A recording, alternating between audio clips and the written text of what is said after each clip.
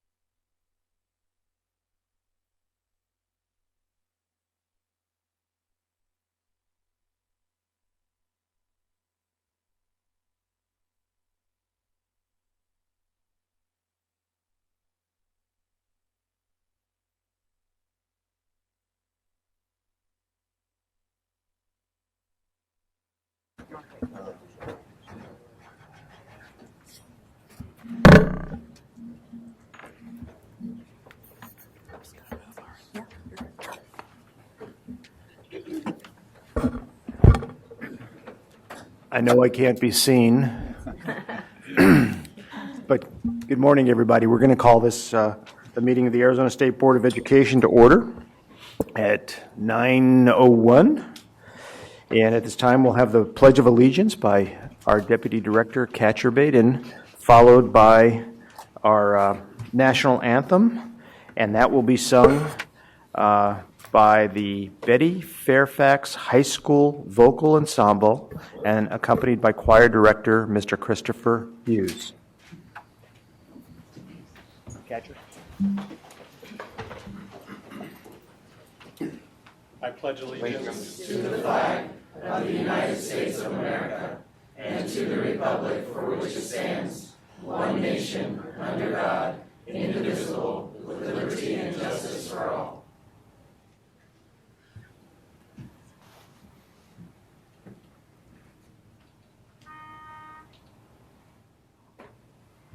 Oh, say, can you see by the dawn's early light what so proudly we hailed at the twilight's last gleaming, whose broad stripes and bright stars through the perilous fight o'er the ramparts we watched were so gallantly streaming, and the rocket's red glare, the bombs bursting in air, gave proof through the night that our flag was still there. Oh, say does that star-spangled banner yet wave o'er the land of the free and the home of the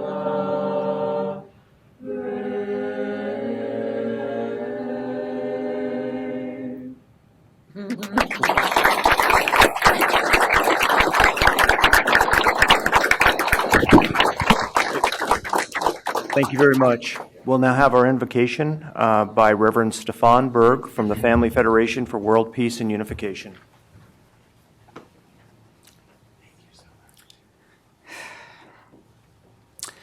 Let us pray. Our dear Heavenly Parent, we come before you here for the opening of the Arizona State Board of Education session. And we ask you to come and be present with these men and women here who are charged with guiding the young of this state from immaturity, natural selfishness, to selflessness, patriotism, and sainthood. We know that is a journey that we all need to walk, to become loving people, not thinking about our own individual agendas, but thinking about what the whole needs and how we can live for the sake of others. We ask you to have oversight over this meeting, forgive our inequalities, allow us to leave behind the grudges and fallen feeling that might crop up at different points, that we may keep the goal, the ideal in mind, that we want to provide the best for the future, for this state and for this nation and for this world. There may be champions among the youth at school today who just need a little extra love, a little extra care, just your presence there for them to blossom into great, great citizens of the world. Allow this meeting to help that come about. And please be with these great men and women to guide those who guide others to make this world a better place. This we ask in gratitude. In our names of all those present here, and my name, Staffan and Jean Burr, bless Central family. Adieu. Amen. Amen. Thank you very much.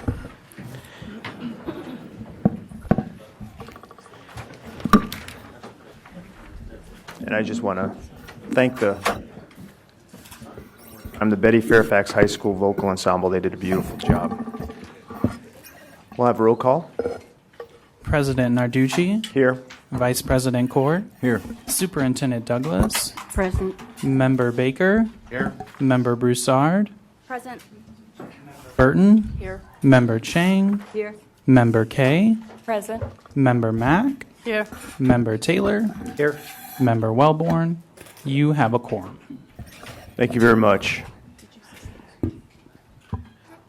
First on the agenda, and we'll go through the agenda as written unless we need to move for some reason because of people not being here at this time. On the President's report for this time, we were going to have Senator Yee speak, but when Senator Yee arrives, let me know, and we'll just interject her into our agenda to speak as to what she was going to speak to. I have nothing else from a President's report, so we'll move on to the Superintendent's report. Thank you very much, Mr. President. First thing I would like to discuss briefly or share with the board briefly is an introduction. We have, many of you know, Dr. Jennifer Fletcher, our Chief Accountability Officer, and she is going to be transitioning out of the department. As many of you remember, during this long time of A through F, she was pregnant and had a beautiful little baby girl, and who's now almost a year old. She is one, yep. And still we're working on A through F, but that's another story. So I would like to thank Dr. Fletcher. She's not leaving immediately, she's transitioning, and her replacement is Wendy Davey from the Peoria Unified School District. So we have them kind of balancing their hours so that we can make sure there's a smooth and seamless transition for both of them. And would you both please stand up and be recognized?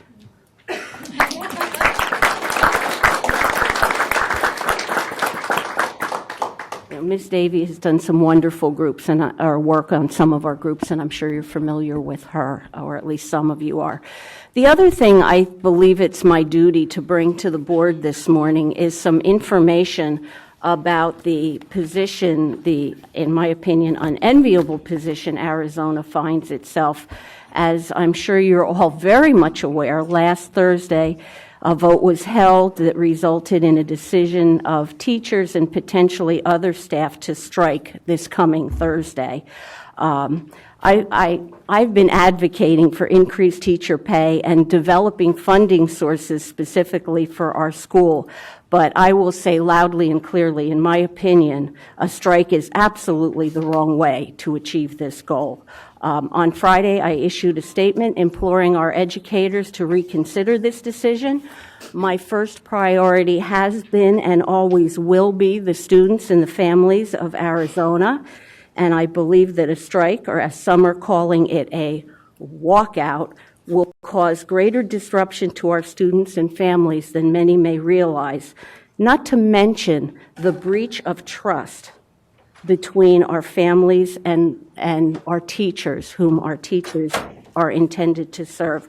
I can't help but think about, I think about all our families, but I think about single moms and dads, parents who already have many, many struggles they face, and how this will impact them. Should this action proceed, we truly are in uncharted territory in the state of Arizona, and there's a number of unintended consequences that may come from this strike. And so that's what I feel it is my duty to brief the board at this time to the best of our ability. The first question that's been asked is it legal? And many have asked, is this action by the teachers lawful? And if not, what are the possible or potential consequences? The best legal guidance that we have on this matter is from 1971 State Attorney General opinion, and we have requested and been told that is still, in the AG's opinion, good law, good opinion under what the current circumstances today.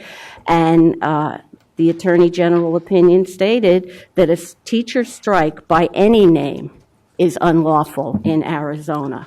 So what are some of the consequences? Teacher certification, Arizona Revised Statute 15545 speaks to teachers resigning without prior approval of the governing board, does not negate the possibility of any citizen filing and lodging a credible complaint against a teacher and their certification to the department.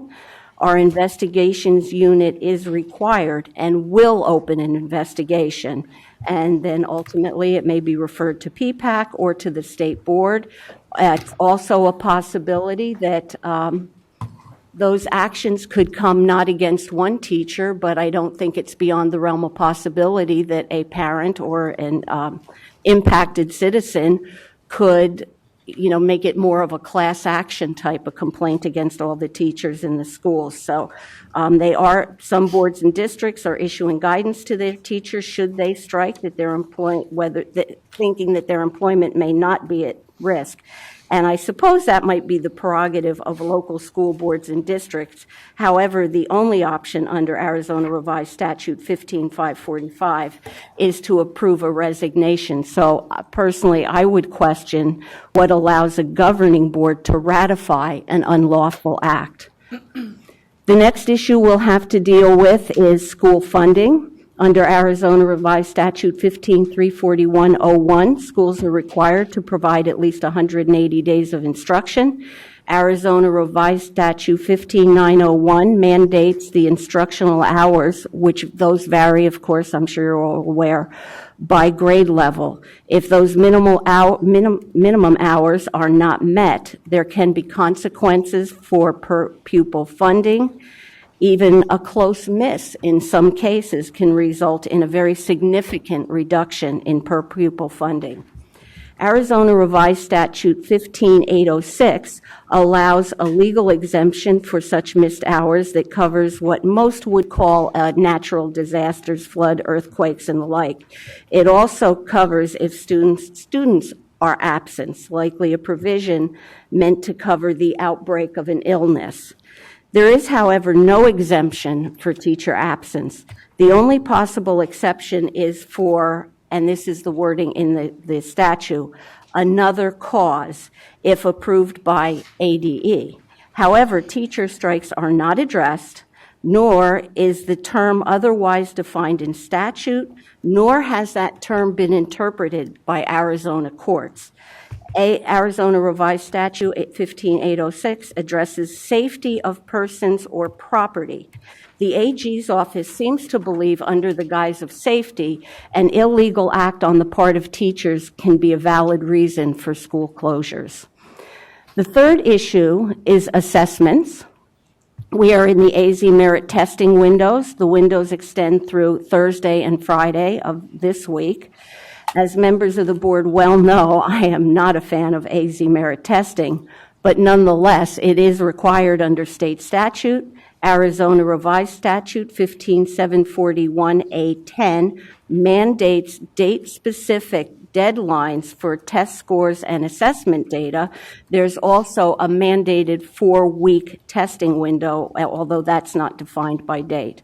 We're also required by federal law to meet a 95% assessment participation threshold to meet federal statutes and eligibility for federal grant funding. If we extend the testing windows, it is sure to cause increased costs to the state. Our testing vendors will have to scramble and that will increase their expenses, since it would be through no fault of theirs, and they would be expecting the state to pay the difference. At this time, there are no monies allocated for any of these potential costs. There are potential ramifications for our A through F letter grading, which we know is largely based on AZ merit testing. So there are potential problems if we do not have all of these scores or we get them too late to meet the reporting dates. There can also be implications for move on when reading and the retention of third grade students, especially with no classroom teacher to validate alternative benchmark testings in lieu of AZ merit. So let me talk for a few minutes about our students with special needs who will also be adversely impacted. We know that many of these students do not do well when their routines and their schedules are disrupted. But there are also potential complications or compliance issues for our schools. The state of Arizona and all our public education entities have a legal responsibility to comply with the Individuals with Disability Education Act, including provisions of services according to students' individualized education plans, or IEPs. If schools close because of a teacher strike, they are responsible for notifying parents. If schools close and students miss instructions, educators and our service providers should be responsible for doing the following. Note what special education services are being missed by each student and be prepared to make up these services upon the return of the student. If possible, offer special communication to families of students with disabilities to make them aware of services individual students could miss, and offer a plan to provide the missed services in a compensatory manner. Check with ADE and ESS, our education special students, for specific guidance on IDEA-related issues such as free and appropriate public education, evaluation and IEP timelines, and alternative assessments. If schools agree to make up the services, and I'm not sure how they could not agree to make up the services, educators and related service providers may be asked to work additional hours during school day or during traditional vacation times to be provided for missed sessions, but there's also issues with, depending on what schedule a school is on, what they have available as far as extra hours above and beyond the school day. Parents of students may, especially in the case of a prolonged strike, take legal action to receive compensatory services by filing a state complaint with ADE, which may place our state once again in the position of paying lawyers instead of funding our schools. This action can also have an impact on graduation rates or graduation for our students. I've already received a lot of questions from parents. What does that mean? What happens if they're out so long that the graduation is disrupted? What might that mean to my students' college admission? In the coming day, I've also heard questions about AIA and what might be the impacts on different schools and the different sports that the students participate in, which to me, academics has always been the highest priority in my opinion, but nonetheless, we could be taking away from a student a once-in-a-lifetime opportunity that they may never have again. So in the coming days, ADE, all our program areas, they have been working and they will continue to work, and we hope by tomorrow we will be able to have finalized guidance to schools on all these and many other issues. This includes for LEAs that choose to remain open, how to provide food services, and possibly guidance for school nursing staff. You know, our teachers have an ethical responsibility to the families and to the community they served.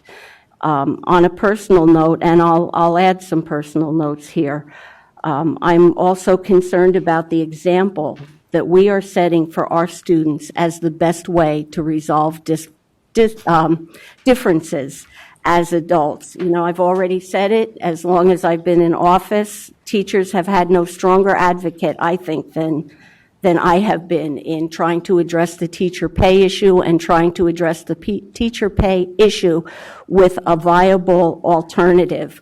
But even with a statewide vote to strike, it's different here than it's been in other states because our teachers are not state employees. And to set a strike at a statewide level, you know, I've heard of one school district that they went out for an override. Their community several years ago was successful in passing it for the first time in maybe a decade. And that money went to their teacher salaries. And they've given their teachers increases for the last several years, and yet supposedly the teachers in that district are going to strike. I've heard from district superintendents when we had Prop 123, even though it was not mandated that it go to teacher salaries, how diligently they worked to make it get to teacher salaries. And yet many of these teachers plan to strike. And this is not an action that was generated from AEA, the teachers union, but it would appear apparently from a Facebook page. And I'd like to share with the board and with our community as a whole, and hopefully as a call to our teachers too, as they rethink what they do over this next week. What we know about these teachers, and what I know about these teachers, I will tell you, I know from the public portal of ADE that everybody in this room and everybody who has access. One holds a provisional Arizona teaching certificate and has done so for less than 2 years. And ironically, that teaching certificate is deficient in the Arizona and U.S. Constitution areas. The other one holds a standard certificate that was issued in January of 2018. But in my opinion, they're potentially endangering the long-term employees who have been very highly qualified in our state, who have been very diligent to the families that serve. So I'll just conclude by once again saying that I implore the teachers of Arizona not to do this and not to hurt our children and our families on whom so desperately depend on you for what I have said loud and clearly for as long as I've been in office is the most important job and responsibility we have as a state, which is educating our children. The damage that can be done may be irreparable, and in my opinion, that's shameful. Mr. President, thank you for the allowance of the time. Thank you, Superintendent Douglas, and from a personal comment, very thoughtful comments. Thank you. I'm going to back up to the President's report now. I see that Senator Yee is here, and we welcome you. And please come on up. Thank you. Good morning. For the record, Senator Kimberly, Senate Majority Leader. And I was invited today by Board Member Janice Mock. We had the privilege last week to host at the Arizona State Senate a number of children who were there to support computer sciences in our schools. And it was their way of showing an hour of code to our elected state senators. And it was really a great day to be able to have these young children from various parts of our state be there to basically call the shots on what was happening right there on the screen and provide really an example of what coding meant. Not only just talking about it, but showing us what that meant and allowing us as members of the legislature voting on things like computer sciences to be able to feel and touch what coding is. And so I was asked to read the Senate resolution that was adopted unanimously from the Senate and the House, and I also wanted to provide some statistics. So before I read the resolution, a week prior to Senate Concurrent Resolution 1028, I invited young Girl Scouts and girls who code to the Arizona Capitol because really when we talk about computer sciences, right now there is an opportunity to talk about the number of young women who go into these computer sciences because there is such a shortage. And the statistics are very revealing, so I'd like to share with you some of what I read the week prior before I go into Senate Concurrent Resolution 1028. There are actually 500,000 computer science job openings across every industry, and there are nearly 10,000 open computing jobs in Arizona. So that's a huge opportunity for all. Also, computer science majors can earn 40% more than the average college graduate. Every child in the state should have a chance to learn about algorithms, application development, coding, and how the internet works. Women who enroll in an advanced placement computer science class in high school are 10 times more likely to major in computer science in college. And African American and Hispanic students are 7 times more likely to do so.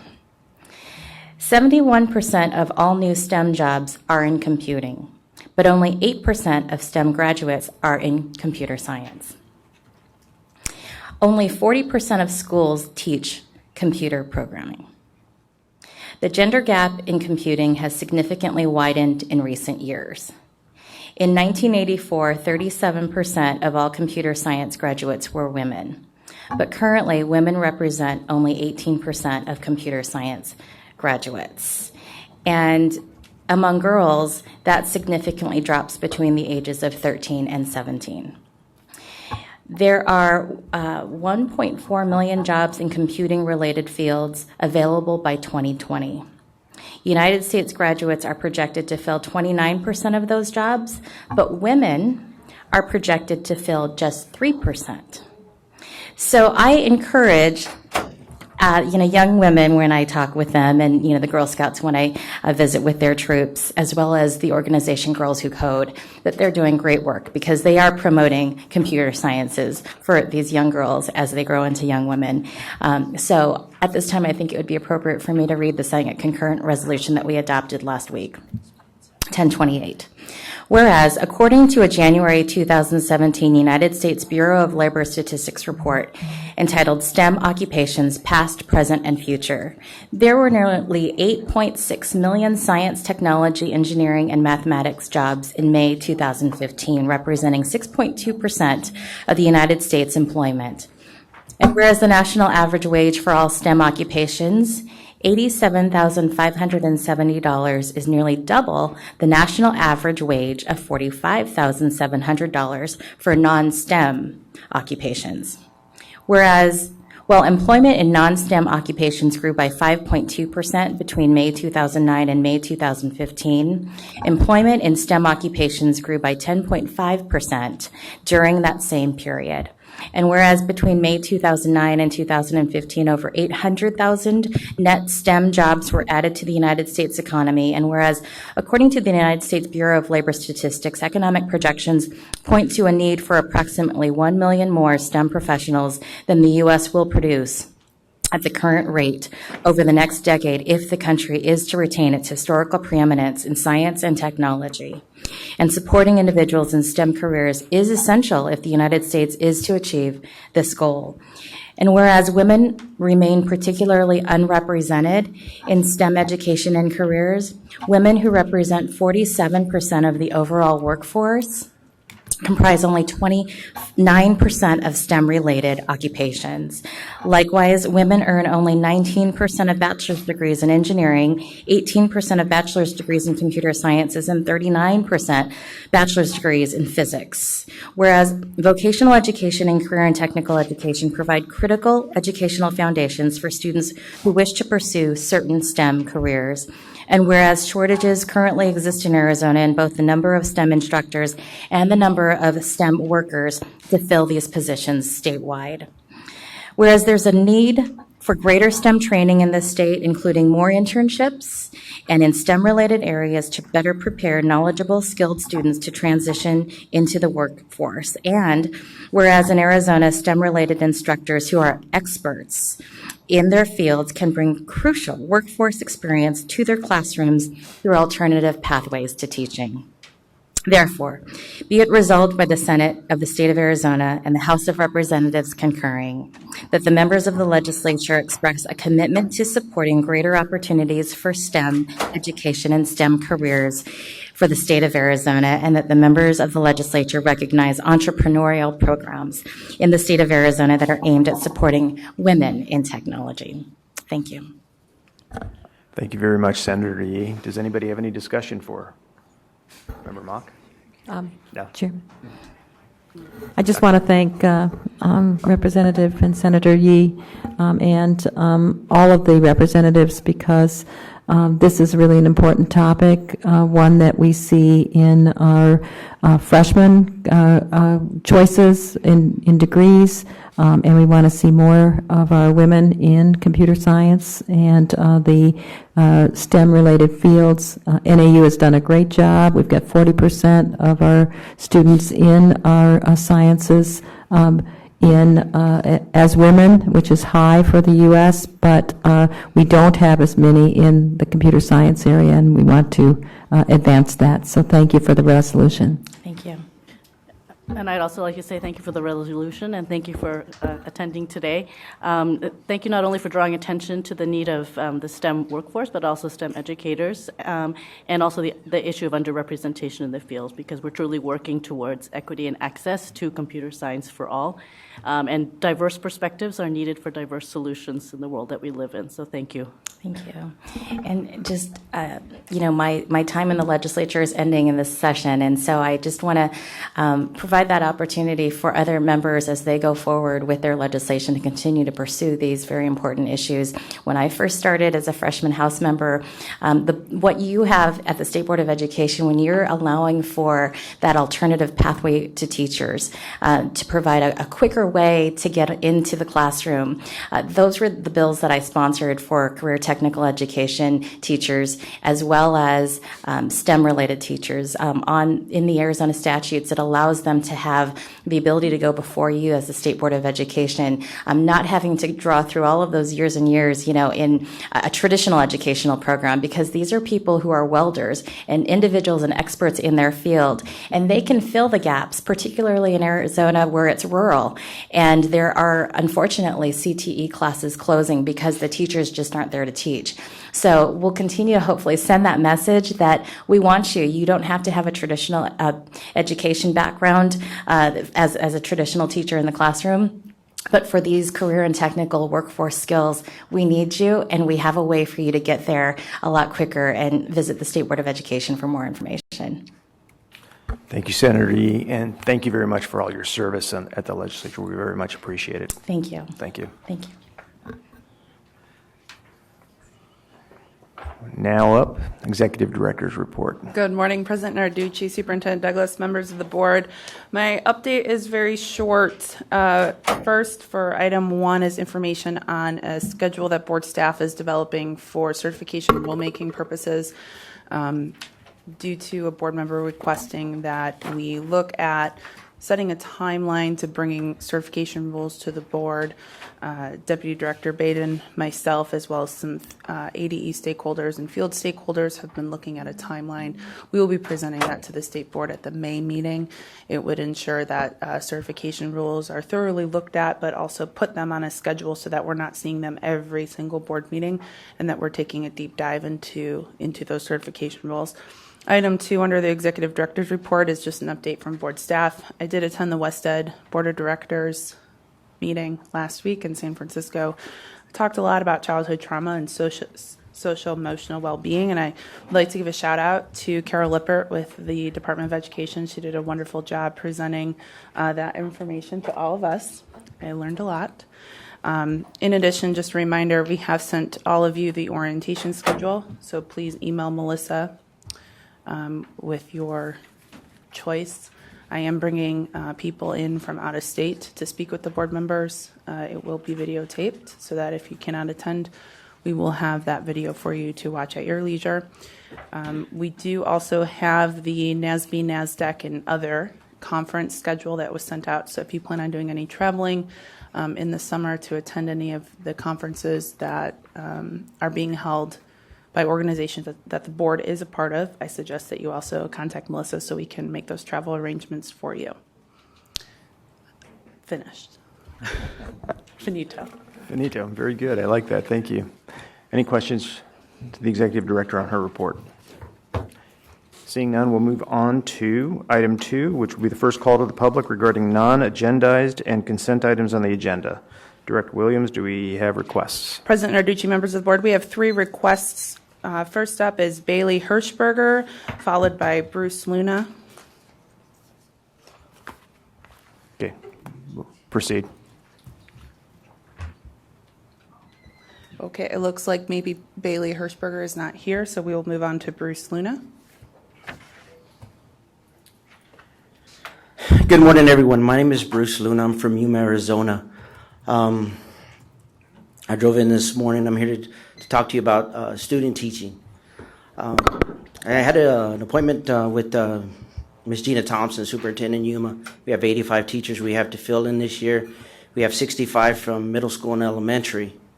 And the reason I was finding those numbers out is because I'm having difficulty from a local university of having my daughter come back and student teach in our own community. We're told that in the city of Yuma, there's no highly qualified teachers. Well, that's kind of shocked to me because my wife is a teacher and she graduated from that university. So it's really odd for this to happen. Now, they did tell me after a while that she could go to Clark County, Las Vegas. What does Las Vegas have to do with our community? To me, nothing. I've never done anything for Clark County, so we don't deserve anything for them. So I want you to take a look at the local colleges and making sure that they keep our teachers in our community, not send them somewhere else or preventing them to go to another school district, vice the district that we have, planted the seed in them.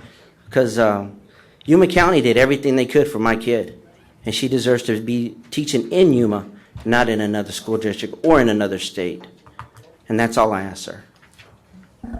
Thank you, Mr. Luna. Thank you, sir. Finally, we have Mark Plitzowite.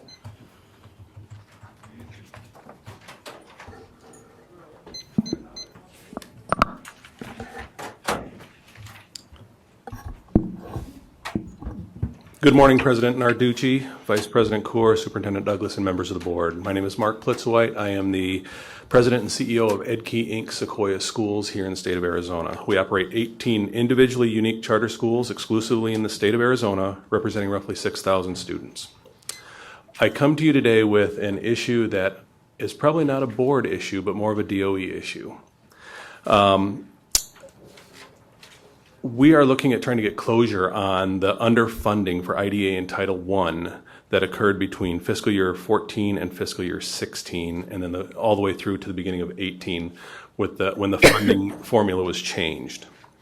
Our organization was underfunded by $1.3 million over the course of those years. That's a lot of money. In a notice from the State Superintendent's Office dated October 31st, 2017, LEAs were notified that the IDEA and Title I funding would be made right under a new process, including secondary payments for fiscal year 17 and fiscal year 18. To date, we have not seen a single cent of the underallocated funding for fiscal year 14 through fiscal year 16, and we have only received a portion of the secondary fiscal year 17 and fiscal year 18 payments. In our situation, we had to pull out of operating expenses and incur a weaker financial outlook to cover the underpayments over this time span. We're now in a holding pattern without any notification as to when the funding will be repaid. You may or may not be aware that as charter operators, we are required to meet a certain financial framework by the Arizona State Board of Charter Schools. Will the ASBCS be notified of the underpayments to the charter operator, which may help schools to better their financial situation? Will someone notify the so-called think tanks and accountability groups that pencil reports without having all of the accurate facts of the state's inaccurate funding formula and the money owed? Will there be redactions to the errant reports and bad press? Not likely. It's time for closure on the state's errant IDA and Title I funding formula that was in play from fiscal year 14 through the beginning of fiscal year 18. It's time for the communication on how the $15.2 million in underfunding will be repaid across the state and how EdKey Inc. will be made whole and start recovering the roughly $1.3 million that we have been underfunded. Thank you for the opportunity to speak and for your attention to this matter. Thank you, Superintendent. Yes, this is a call to the public, so we have to tread lightly, but I will take this as a criticism. So we are waiting on the federal government. They must approve all the plans. You spoke, sir, about a lack of communication. May I ask, and I can't remember the name, do you use a vendor for your Title I funding? No, we do not. You do not, okay. We can certainly make sure that you get any and all because there has been significant communication in this area. So I will talk with staff to make sure you get anything you may be missing. God bless you. Thank you. President Arducci, members of the board, that concludes the request to speak. Thank you. We'll move on to item 3 on the consent agenda, item 3 on the agenda, which is the consent agenda. And I'd like to see if we have a motion to approve consent agenda items 3A through E. So moved. Do I have a second? Second. Any discussion? All in favor? Aye. Aye. Any opposed? None. It's approved. Move on to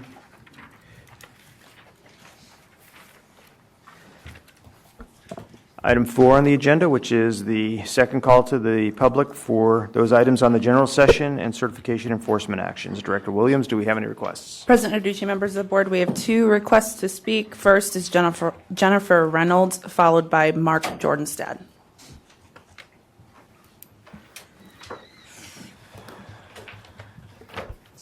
Thank you, President Arducci and members of the committee. I'm testifying today. My name is Jennifer Reynolds. I'm from Mommy Lobby AZ. We're an unpaid mommy organization working to restore local control in our state over education. I oppose setting cut scores for the A-to-F accountability system. It's a complete mess. We testified at the Senate Education Committee at the beginning of this year with our problems with the A-to-F system, and so did many school districts. Me as a mom, I do not care what a letter grade our school receives. What matters to me is the curriculum that my kids are taught, where the school is located, the student-to-teacher ratio, what extracurricular activities are available at the school. We're a very musical family. What's the music program like? What's the football program like? What's the basketball program like? Those things are what's important to me. And it's a mess right now. We haven't even set what the menu of assessments is going to look like through K through 8 and through 9 through 12. And here we are trying to set A-to-F accountability. I wanted to make it clear, ESSA does not require a letter grade from the states for accountability. So why are we going through this nonsense? They do require reporting growth and things like that, but we can report that with just a test score. It's not required to report a letter grade. The dashboard is being reworked right now. There's a bill, Senate Bill 1411, that's going through the legislature right now. It just was approved through both houses. It hasn't been approved by the governor yet. I don't know if this is one of the bills that he's vetoing using his executive power or not. But the dashboard is not even set in stone for the menu of assessment. So why are we jumping through hoops doing this A-to-F accountability? I, as a parent, do not care about a letter grade. What I care about is whether my kids are being taught. Are they in a safe environment? Are they given other opportunities like STEM, extracurricular activities, things like that? I cannot get that from a letter grade, and I can't get that from our current dashboard because our dashboard doesn't include things like extracurricular activities that a school offers. So I implore you to please stop pushing this A to F until we have all of our ducks in a row.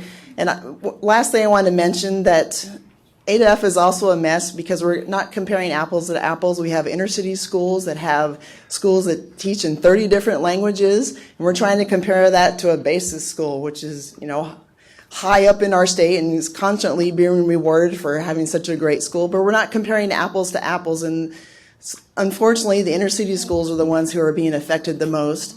And we need to stop this nonsense. And also, since we're talking about teachers, thank you, Superintendent Douglas, for what you stated. I have a student graduating, and now I'm wondering, is she going to graduate on the day that we think she's going to graduate? I have family coming in town.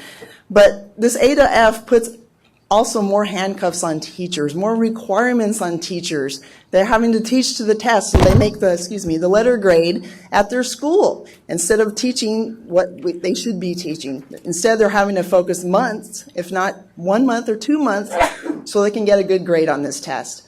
So this A to F accountability system is poor. It's too heavily weighted on the AZ merit assessment, and we need to stop and rethink what we're doing. Thank you. Thanks for your thoughtful comments. Last to speak, we have Mark Jordanstead.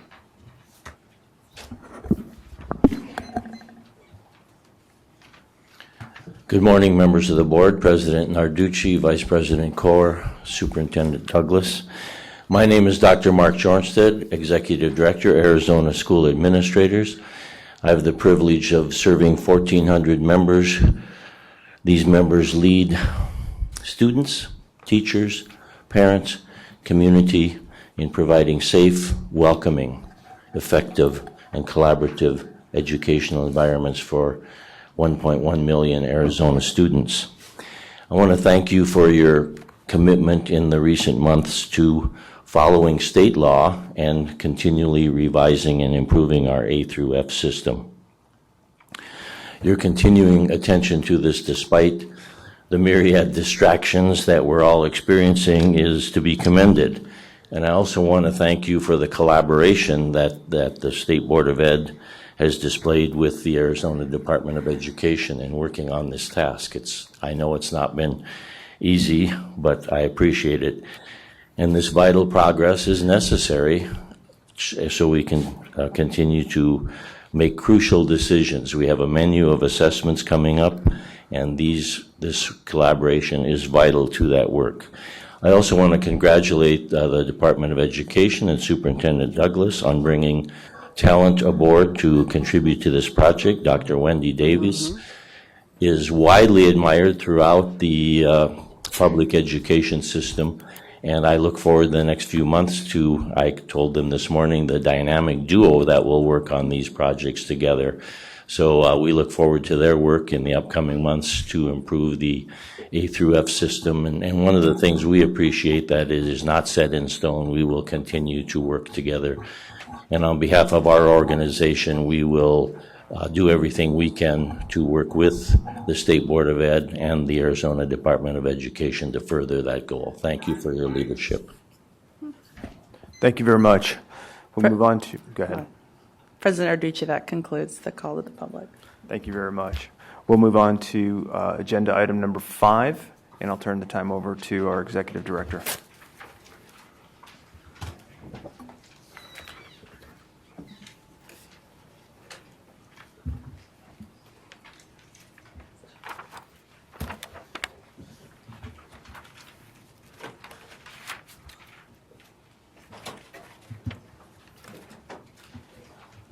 President Narducci, Superintendent Douglas, members of the board. Item 5A is a presentation, discussion, and possible action regarding setting cut scores for the A through F accountability letter grades for K-8 and 9-12 traditional schools, including the non-typical grade configuration schools for the 2016-2017 letter grades. This is just a reminder of some of the changes that were applied throughout the December, voted upon by the board, the January State Board meeting. It's also in the executive summary. It goes into detail of all of the changes. If you have questions, if I go too quickly, please let me know. I know that you've read the PowerPoint and you fully understand this. So I did some highlighting for you. It's very neat and tidy. As you can see on the left-hand side, we have the preliminary letter grades. It's a breakout per letter grade, A through F. After the revisions, we see an increase of A and B letter grades, a decrease in C, D, and F letter grades for K-8. You'll also note that the cut score has changed to an 84.67% from an 86%. And the reason for that is because the board voted to remove the bonus points when considering the cut score and award the bonus points after the cut score has been set. If you notice at the bottom of the presentation, we went from 78 schools that were labeled NR to 61. So we were able to include more schools being awarded a letter grade with this cut score. We have a comparison to FRL, free and reduced lunch. Free and reduced lunch has been shown to be a predictor that can be used to support the data. Note there are 153 schools with no FRL information.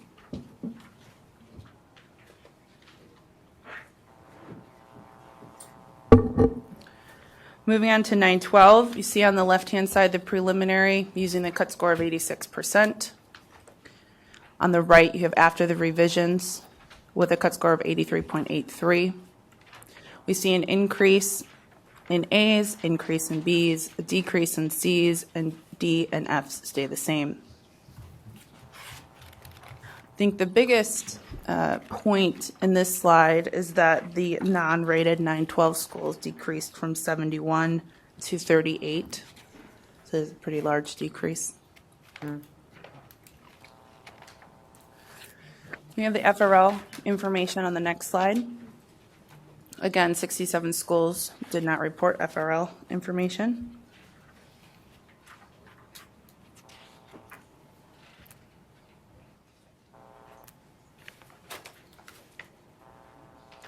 So this is new to the board. If you recall, the board had voted upon how to grade the non-typical school configurations. This is the hybrid model. These are those schools that can have a grade 12 but can have any non-typical configuration, K, 1, 2, 3, 4 to 12. When you look at the left side, when you look at that cut score created from the hybrid school standard deviation, it's a cut score of an 86.88%, which is substantially higher than the K-8 and the 912 cut score. Since these schools are serving grade 12, and their mission the mission of those schools is to get the students out the door into college and career readiness, it is recommended that the board vote for the 912 cut score to use with the hybrid schools. If you look at my lovely highlighted circle, there is one school that moves from an F to a D, and one school moves from a B to an A. So by utilizing the 912 cut score, there would be two schools that change letter grades. So I've highlighted the recommendations to the board. This PowerPoint and the information contained therein has been discussed with superintendents from the field, both at the district and charter level, also with data people within the field. And so with that, I'm available for any questions. Thank you. Let's go from the left to the right this time. Jared, any questions? Not at this time. Thank you, Mr. President. Jill? I'm good, thank you, Mr. President. Cal? Remember? Daniel? Superintendent? Mr. President, I'll take an opportunity to share something with the board that I received. It came in the mail last week, and it's not directly to A through F, but since A through F is predominantly based on the AZ merit test, I thought I would share a little bit of a letter that I received from a student, an 8th grader at a junior high. She wrote in regards to the AZ merit. AZ merit is a long, dreadful, boring, confusing, unnecessary test. Do we really need it? And I'm just going to kind of pick out some highlights. It takes a lot of time. We test for hours, up to days. The tests are long and close together. They can't handle the pressure because of the formatting of it, which is not really under the control of the legislation and the statute. Why not spread it out, she asks, because of this and split it up, but it's very challenging to do that. Our present and future teachers will not put our scores in the grade book. That might be more of a local issue. And anyway, her point is that, and this is one of the points that has been made many, many times to me, that it's not a high-stakes test, not that I'm particularly in favor of high-stakes testing, but, or all this one-size-fits-all type of testing. But one of the complaints and the concerns has been that our students don't have buy-in to it because it's not a high-stakes testing, and yet we're effectively making it such for our students and for our teachers and for our schools and for our districts. So anyway, that was just a little insight that was shared with me from, I wouldn't say the field, I guess I'd say boots on the ground in our classrooms. And once again, we are turning it into high stakes. We've seen principals in this room talk about the impact that it has had on their letter grades, their communities, and based on what. So that's my only comment on this. Thank you, Superintendent. Any other comments? Seeing no more comments, do I have a motion to adopt the cut scores for the 2016-2017 letter grades for the K through 8, 9 through 12, and hybrid models as presented, and to direct the Department of Education to issue 2016 and 2017 letter grades for schools? So moved. Do I have a second? Second. Discussion. All in favor? Aye. Any opposed? Yes, Mr. President, I'm opposed, and I'll explain my vote. I realize we do have to set these, but again, I feel like it is just it's grossly unfair to everyone within our education system, our districts, our teachers, our students. So with that, I vote no. Thank you. All the votes are in, and one opposition. Motion passes. Move to the next agenda item.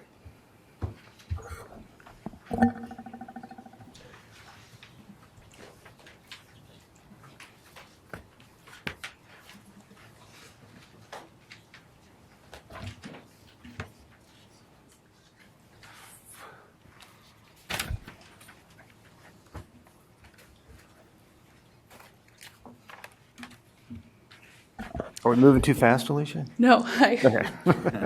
you're not. You're lucky I didn't slide my chair this time. I actually got up and clicked the escape button. So President Narducci, Superintendent Douglas, members of the board, item 5B is in regard to the presentation, discussion, and possible action regarding changes to the 2017-2018 AFREF accountability system. If you recall, at the February State Board of Education meeting, the board directed staff to review specific areas of the 2017-2018 AFREF accountability system. This presentation is an update to the board on some of those changes. I have worked with area superintendents as well as some data folks in regard to what you will see here today. There is no recommendation, no permanent, this is how we're changing it for 17-18 at this meeting.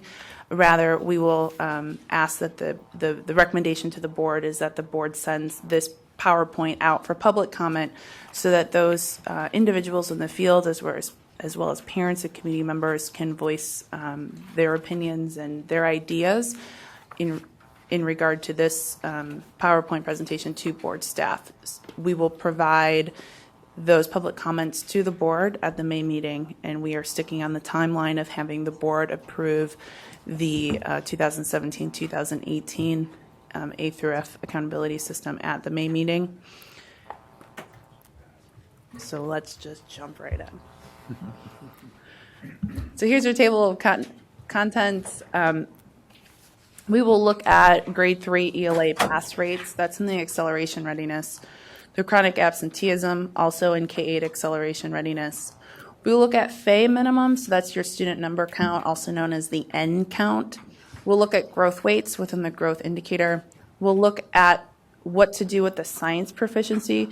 If you recall, there was a federal requirement that the board takes proficiency out of the proficiency bucket and put it somewhere else within the system.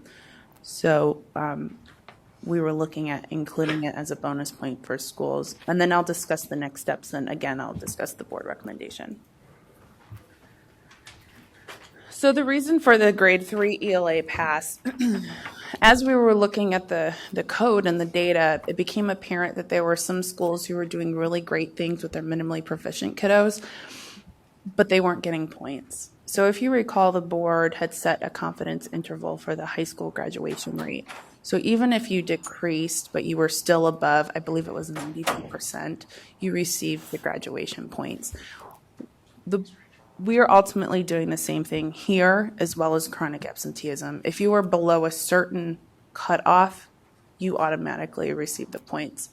So if you look at the second bullet point where it says, if you're looking at the best schools on the ELA pass, the top 5% of schools, the MP rate was 12%. Minimally proficient rate was 12%. Of these 50 schools, 35 out of 50 received the points. 15 schools did not receive any points. So again, these schools are doing great things, and we want to award them for such. And you can see we broke it down even further. What would it look like for option 1 if it's below a 10% fail rate, if it's below a 5% fail rate, below a 12% fail rate, which is the top 5% in the state. Whoops. Sorry. So as we go through this PowerPoint presentation, you'll see there are certain options that I have highlighted. Those options have been highlighted based upon the feedback we've received from stakeholders. And what we're going to do is the board had originally asked board staff to ensure that when we did modeling to any of the changes that we modeled as a singular change. So each of these slides is a singular change. The highlighted areas will then be incorporated into one whole code, one whole model, and then the impact data will be ran and presented to the board. If at any time a board member through this presentation feels, I also want to see option 2, then please let us know, and I will ensure that the consultants know that a board member would like to see another area modeled. So chronic absenteeism, similar to the 3rd grade ELA, minimally proficient decrease, you do have some schools that are doing really great things with their chronic absenteeism. So if you look at the top 10%, which is the 3.7% threshold, you have 33 schools that currently did not earn points. So then it leads to a question, are we awarding schools points based upon really great things that they're doing? That school could potentially go from a 2 to a 3%, and they would not get points. So if there was a confidence interval of 3.7% or 2.4 or as is, they would be receiving points. So we're going to look at option 2 when we put the whole thing together, which is that 3.7% threshold.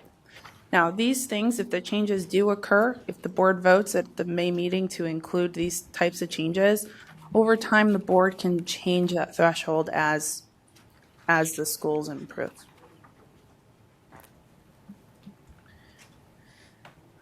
On this slide, we have minimum FAE, or the N count, or student number count. And so there's been a lot of public comment in regard to lowering the N count. So currently, the N count is set at 20. So we also looked at setting it at 15 and setting it at 10, and then what would that do to the data? So your heaviest impact will be within your ELL indicator. So you can see currently with a FAE of 20 or an N count of 20, there are 654 schools that are awarded points within that indicator. When you move to an N count of 10, you now have 908 schools that are awarded points within that indicator. If you look at the high school, FAE of 20, you then have an award of points in the EL indicator. You have 69 schools. A FAE of 10, you have 110 schools that are picked up within that indicator. Also, a heavy impact is the number of schools that are graded out of 100 points. So you'll see here that currently, as it stands, a FAE of 20, you have 634 schools that are graded out of 100 points. If you move to a FAE of 10, you have 872 schools that are graded out of 100 points.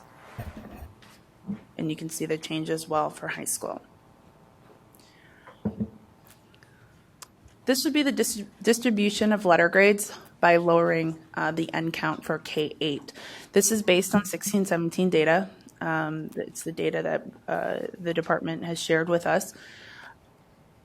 When you're decreasing FAE, it has a small impact on the A through F distribution, but you will see here that you're able to grade more schools. I think this is a big impact right here for K-8.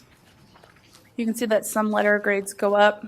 We are investigating on whether they go up because schools are doing really well within that ELL indicator, or if it's these schools that are not rated are filling in the letter grades, causing them to go up, increase. Alicia, I'm sorry, go we back. don't know that? That's something you're looking into now, is that it? Okay, thank you.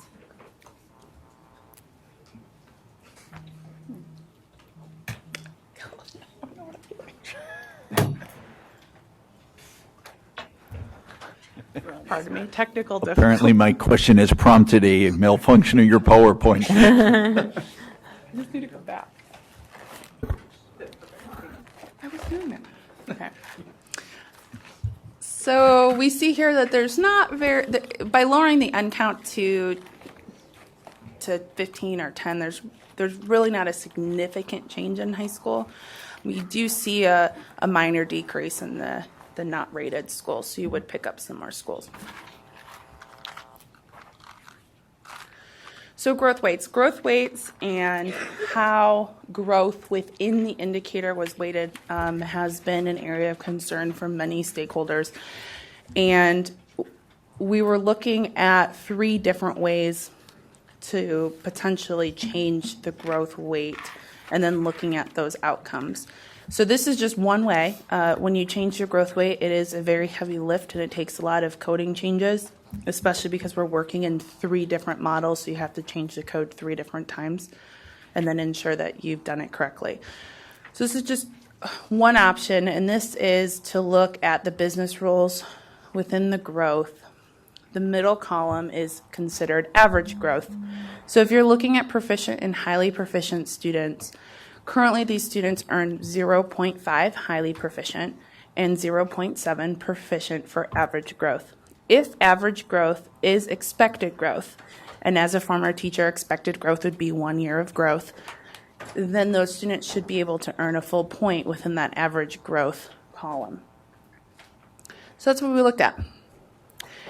I think the biggest aha moment when we looked at this is that you really see the biggest increase with the D schools moving to C schools.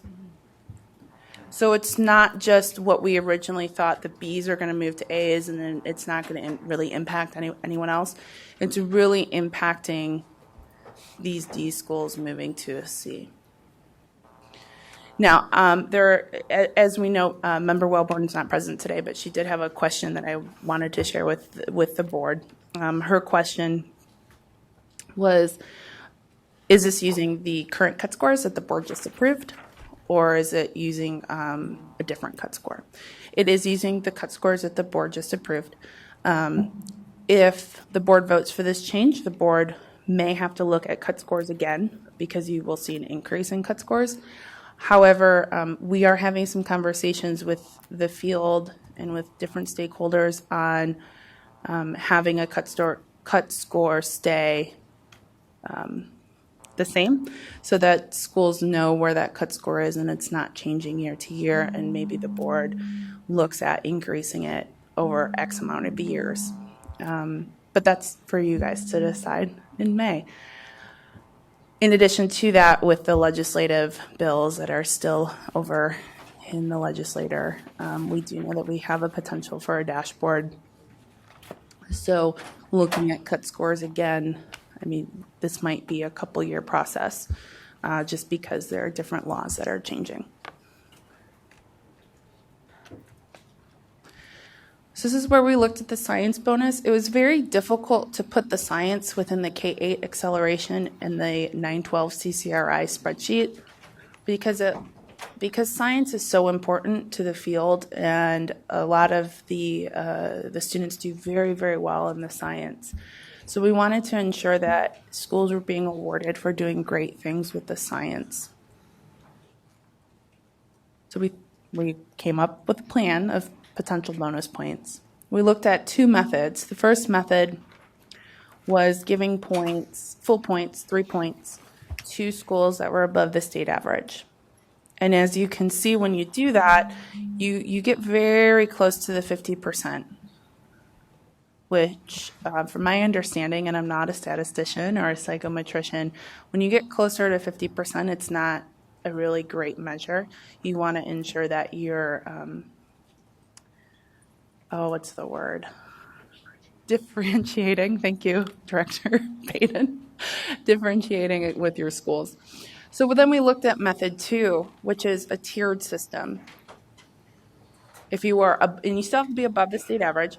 If you're above the state average, but in between 59.7 and 80.8, you would be awarded 1.5 bonus points. And if you were above the 80.8, you would be awarded 3 bonus points.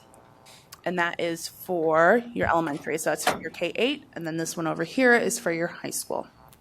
So you see that statisticians and psychometricians probably would like those numbers a little bit better. 3 points was what we came up with. You have 2 points for special education, and you have 2 points for CCRI. So good, solid 5 points. 5 was a good number. So as I stated earlier, all the highlighted options within the PowerPoint will be coded together in order to review the outcome data.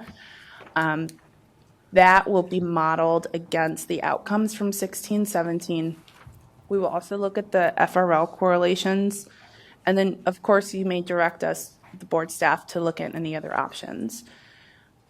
Again, it is recommended that the board direct us to gather public feedback on the specific options for 2017-2018, and to direct us, board staff, to bring back public feedback and modeling to the May 2018 State Board of Education meeting. And with that, I'm available for any questions. Thank you, Alicia. Any questions for Director? Go ahead, Jared. Mr. President, thank you. Thanks for the presentation. Some really good thoughts, and anxious to get this out to the public. It seems like the last time when we put the model out, once they saw real data as it applies to schools, that's when we got the most substantive feedback. Are we thinking that we're going to push this out where they can see how this really applies, or is it more just look at the slide deck here? I want to make sure that we're getting as good a feedback as we reasonably can in this time period. Sure. So President Narducci, Member Taylor, from my understanding, and the data people from the field who do this every single day within their districts, they're able to look at their district information and then try to figure out where they would fall, right, for 17-18. I cannot speak for the department and the data and ADE Connect portal and what they have to include in that for them to even, because the board didn't vote on anything, right? So it's very difficult for the department to be able to put all that data in when there really isn't anything that the board has voted upon. I would suspect that just like we did in the fall, there would be a time where schools can review their data and ensure that it is correct data.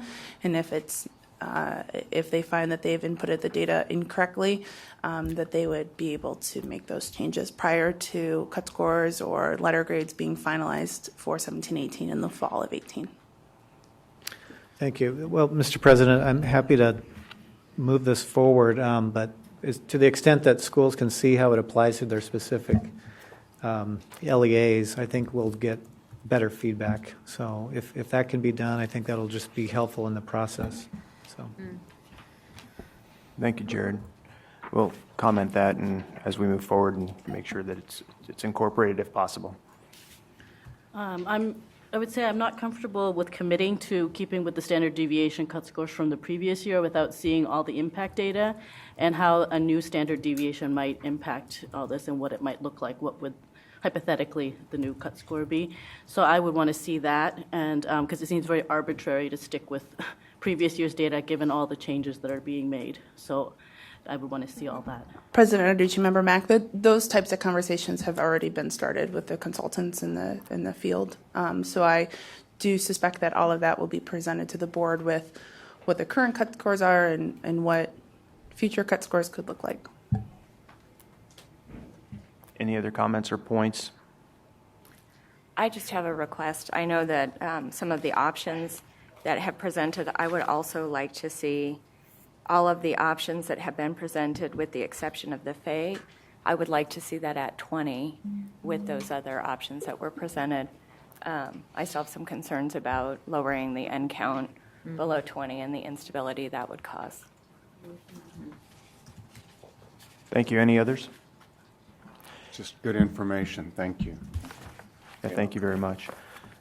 Can I entertain a motion that also incorporates the points that were made?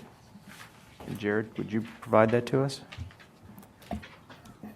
I can try, and then Okay. Member K, if I don't get the FAE, I think for the FAE, maybe we can just, the motion, the whole slide deck is going out, or do you want to address? So President Narducci, Member Taylor, the 3 points I have is that Member Taylor asked for the schools to review their data, right, with their data, with what's in here, if possible.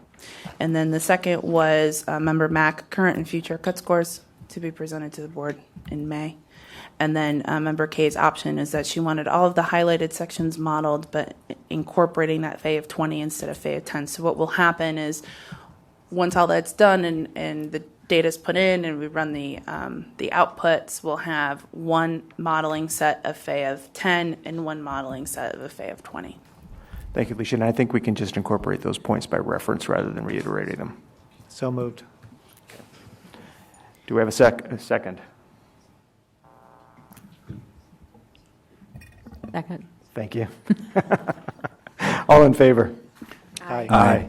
Any opposed? No. Thank you, Superintendent. And before we move on to the next agenda item, since I think we are off of the cut scores now, right? President Narducci, that is correct. We're moving on to menu. On behalf of the board, would like to thank everybody who's been so involved for so long period of time in getting to where we are today, and thank you very much, especially those in the room and out of the room and the entire community that's been going through this. So thank you, appreciate that. All right, we'll move on to the next agenda point, which is agenda item 5C. Director Williams, one more time. Oh, before we move on, we're going to have a hard break for a break after 5E. So as soon as we finish 5E, we'll take a break for 10 minutes. This way everybody can look forward to a break.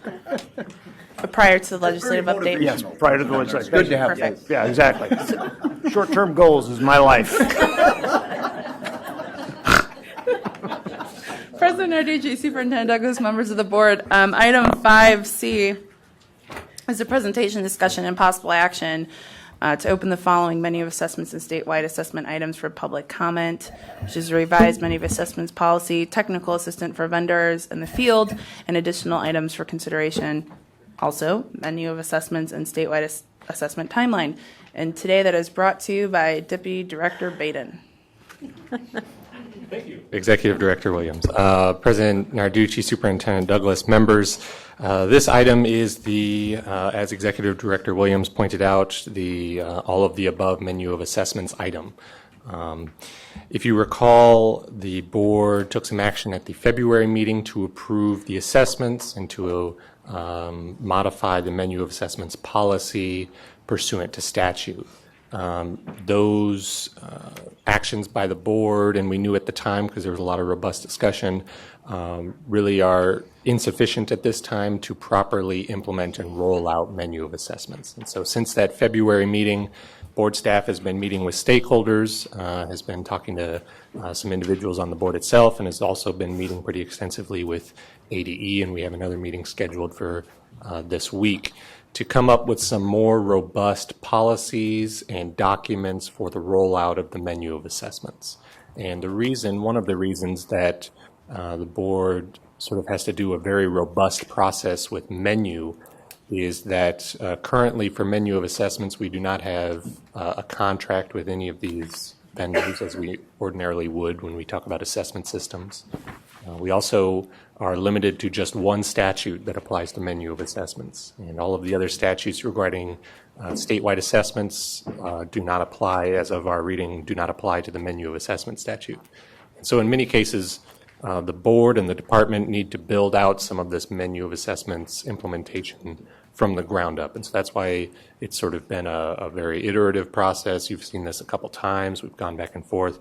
Right now, we're at the point where we want to put out the attached document that has some proposed changes to the menu of assessments policy, that has some proposals for a technical assistance document for the field and also for the vendors, and also that timeline. That's why we want to put all of that out for public comment, because we want to start getting some feedback and then potentially take action at the May meeting to finalize that policy, to finalize that technical assistance document, and to do it in an early enough time so that way the field is aware of what's needed from them by the time that notification requirement kicks in on July 1. So there's a lot going on there, and I know that we've talked to some board members specifically about this. One of the things that I do want to note is with the timeline, there's also incorporated within that timeline the statewide assessment actions. And a big reason for that is that those two are interconnected and in many ways will sort of merge into one timeline by this time next year. And so that means that this upcoming board meeting in May, and something that's in that timeline that we're seeking public comment on, is for the board to renew the contract for AZ Merit, which expires in November of this year, for one additional school year, because right now we're sort of limited on our options in terms of what would be administered for that upcoming school year statewide. And then to begin the process of developing a contract with, of course, the Department of Education for the menu of assessments. And then the ultimate goal is for that contract for the menu of assessments to sort of take the place of the contract for the statewide assessment.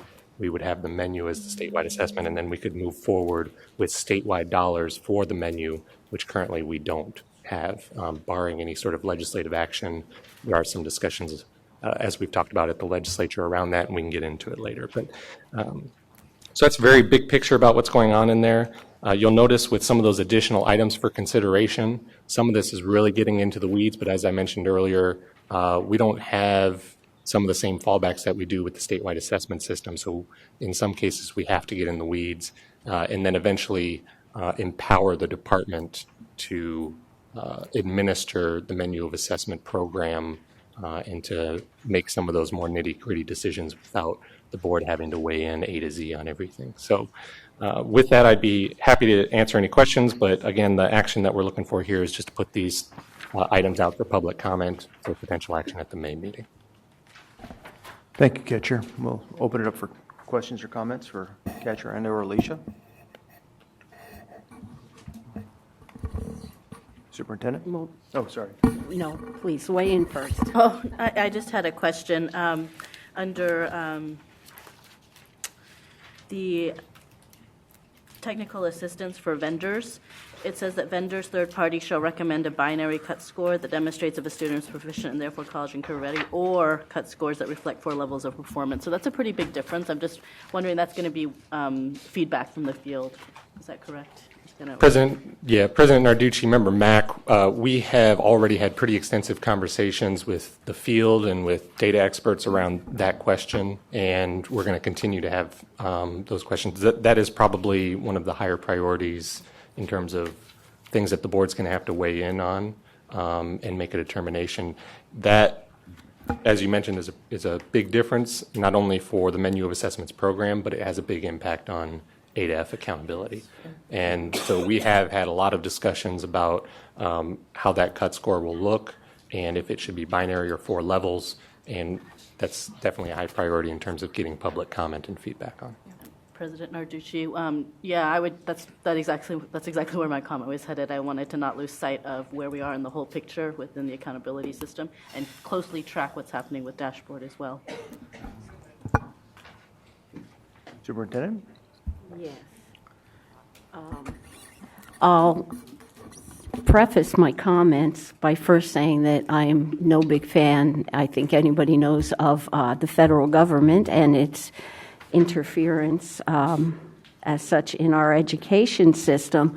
And I certainly have no problems opening this up to public comment, because it will help us in that the requirements from the federal government, the more clarity we have. But I think I would be remiss if I didn't at least make the board aware that the menu of assessment obviously is state law, but it does have implications on the federal level, and it can impact ultimately possibly the funding. We heard from one gentleman today about his funding under Title I, and we can't get him his money until the feds put a blessing on the plans that are in place to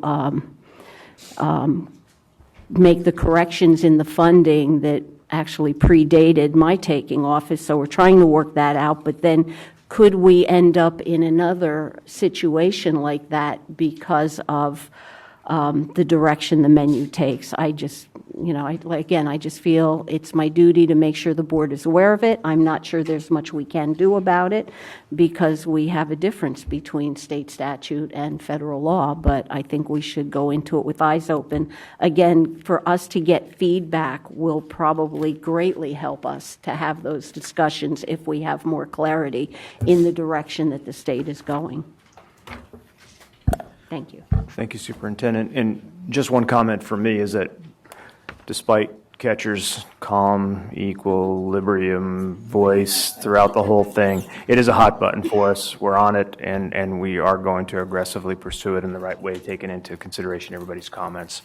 But your presentation was awesome, Catcher. I really appreciate it. Go ahead. Katja, can you just explain the peer review process with the federal government as it relates to this? President Narducci, Member Burton, I would be happy to look into it more for you. I will be honest that the state board doesn't ordinarily doesn't lead the charge on that peer review process, and so I don't have a lot of details on how it would work. I do know that ultimately statewide assessments need to go through that peer review process with the federal U.S. Department of Education, but I would probably defer to the superintendent or ADE staff to go into detail, but we'd be happy to circle up with you at the May meeting or following up this meeting if you'd like additional information. Yeah. Would you like to, Audra, speak to it? Thank you. Board President Narducci, board member, superintendent. My name is Audra Amata, and I'm the Deputy Associate Superintendent of Assessment. And this will have to go through peer review, and there's extensive, we call them critical elements that the state must show evidence of any state assessment that we have. We currently are in the process of still submitting evidence to pass peer review for our Easy Merit Assessment, our MSAA alternate assessment, and soon we will have to submit for our science and our Azella assessment. So it is a very extensive process, which includes test security, inclusion of all students, accommodations, showing that you've tested all students that are eligible to participate underneath that state assessment. Thank you. One suggestion is maybe during orientation, this might be a good topic for us to cover as well. That's what I was going to Okay. suggest. Thank you. Yeah, Thank you very much. I can do that. that Yeah, helps a thank you. lot. Thank you. Mr. President, Yes, sir. just while we're getting feedback, I'd like to get feedback included on the topic of paper versus computer assessments. Just to see how it's going. I know the last couple of years we've had a big push to have everything on computer. There's certainly some benefits, and a lot of LEAs are tech forward and supporting that. Others aren't. And I'd like to just hear from them if they're moving in that direction, or do we still need to, in our RFPs, make sure that there's sufficient capacity for paper, or distribution of tests on the paper platform as well as digital platforms. I'm hearing some frustration from the field, and I think it would be good to give them an opportunity to tell us a little bit more information on that point, if that could just be included in the areas to give feedback. Okay, thank you. It's noted. Thank you very much. No further comment. Can I have a motion to open the following items for public comment, including the point that Member Taylor just spoke of, and to bring back finalized items for adoption of the May board meeting, the revised menu of assessments policy, the technical assistance for vendors and the field, additional items for consideration, and the menu of assessments and statewide assessments, timeline, second, etc. Do I have a motion? I'll move. Do I have a second? Second. Thank you. All in favor? Aye. Aye. Okay. Any opposed? Motion passes. All right, we'll move on to agenda item 5D. President Arducci, members of the board, item 5D is presentation and discussion on the revised Arizona Early Learning Standards, brought to you by Associate Superintendent Carol Lippert and Nicole Russell. Good morning, President Narducci, Superintendent Douglas, and members of the board. My name is Nicole Russell, and I'm the Deputy Associate Superintendent for Early Childhood. And I'm happy to be with you this morning to talk with you about the revised early learning standards. I thought I would begin by giving you a little bit of history on the document to sort of set the context for these revisions. So the first edition of the early learning standards was approved by the board in May of 2003.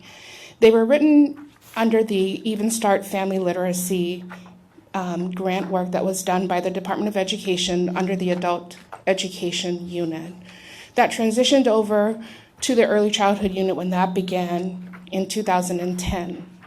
After 2003, there were 3 different periods in which the document was revised.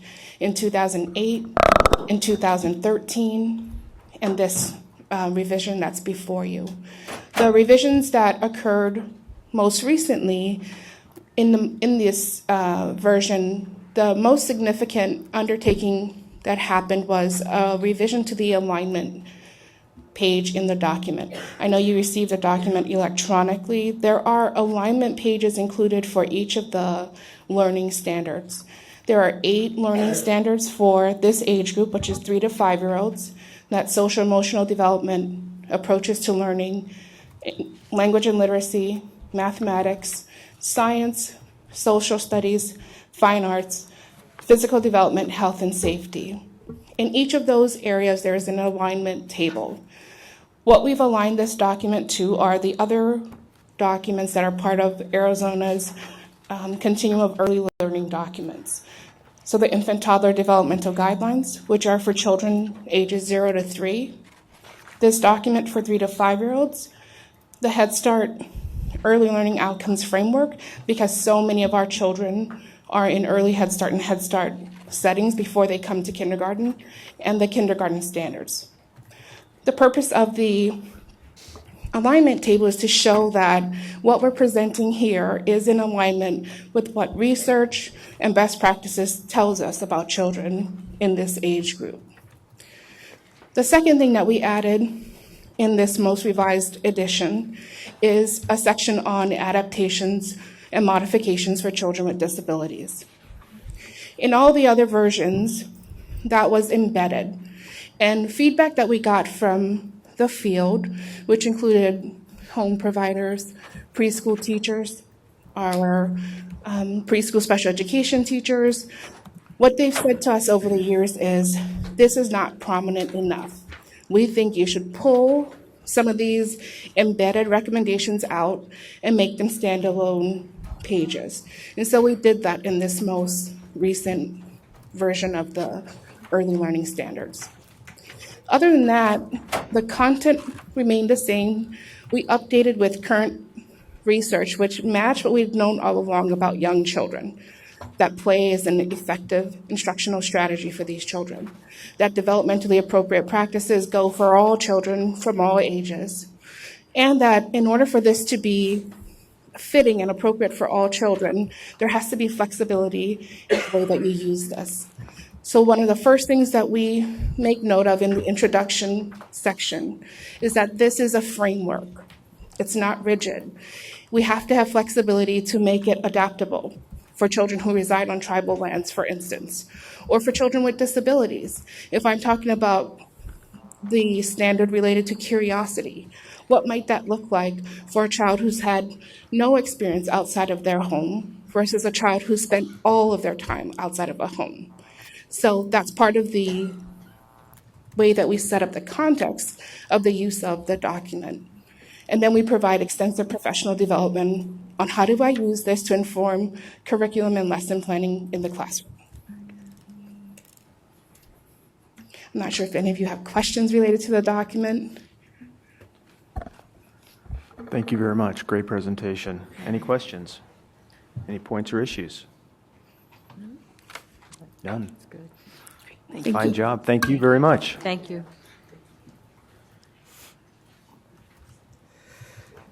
And that was an information only, right?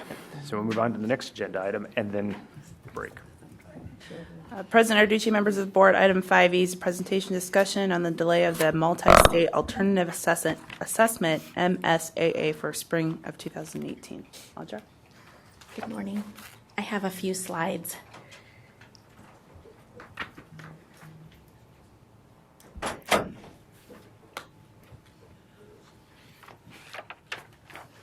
This is just to give some history about MSAA. Arizona is the fiscal agent for MSAA. That's the multi-state alternate assessment. And currently there are 9 other member states. Arizona is the lead.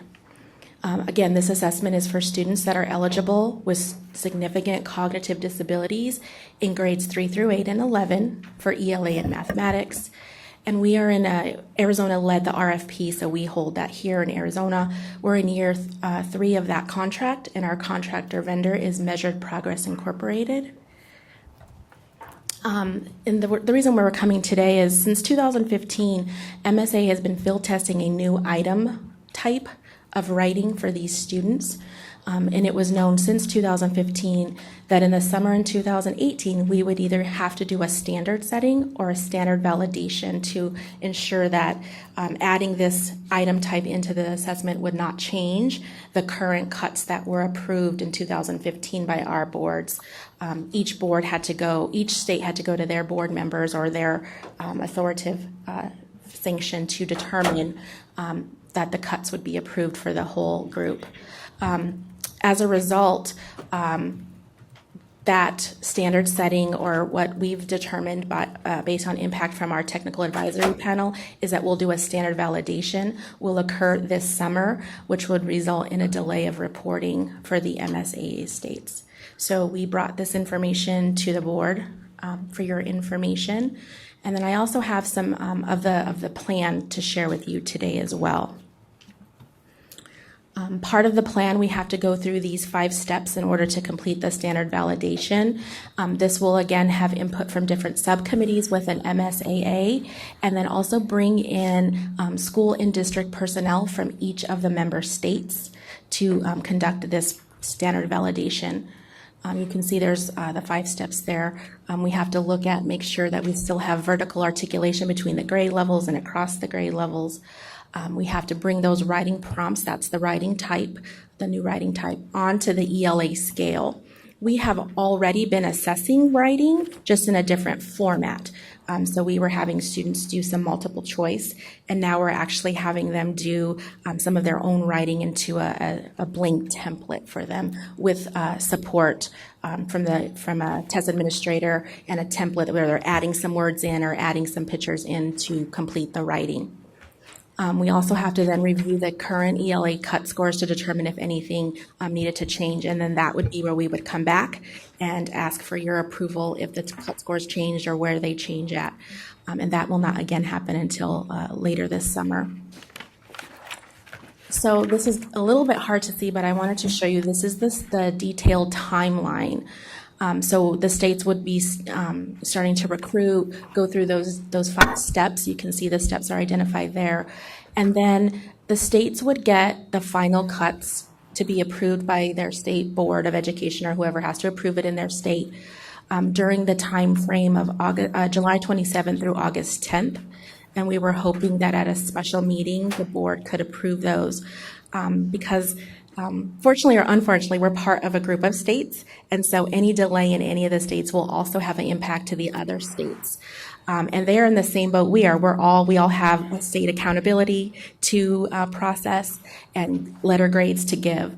And so this was the timeline that the states approved and giving each state a window to get those approved by. Thank you very much. Sure, thank you. Any questions or discussion points? None. Thank you very much. Appreciate it. Thank you. We will break at, it's, what is it, 10:40? So we'll break for 10 minutes. We'll be back in here at 10:50.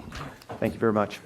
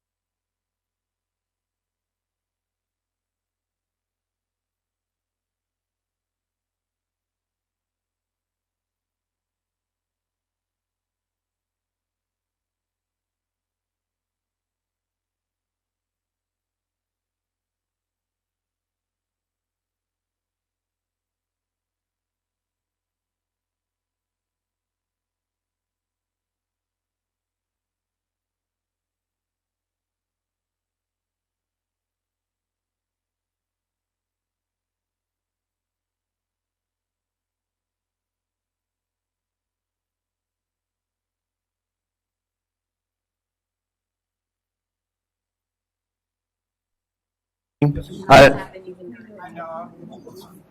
I know the superintendent needs to leave for a few minutes.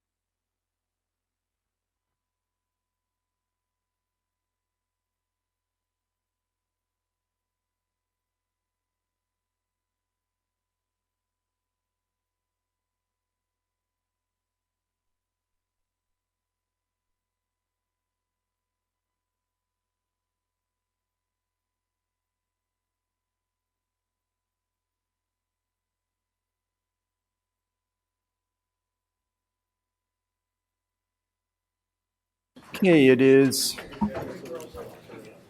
10:51-ish, and we are going to call our meeting back to order. Let's make sure we have everybody here. There's at least a quorum. And we have a quorum present, so we'll commence with agenda item 5F and turn the time over to Deputy Director Katcher-Baden for our legislative report. President Narducci, members, you had the legislative update provided to you last week. There's also hard copies that were distributed today.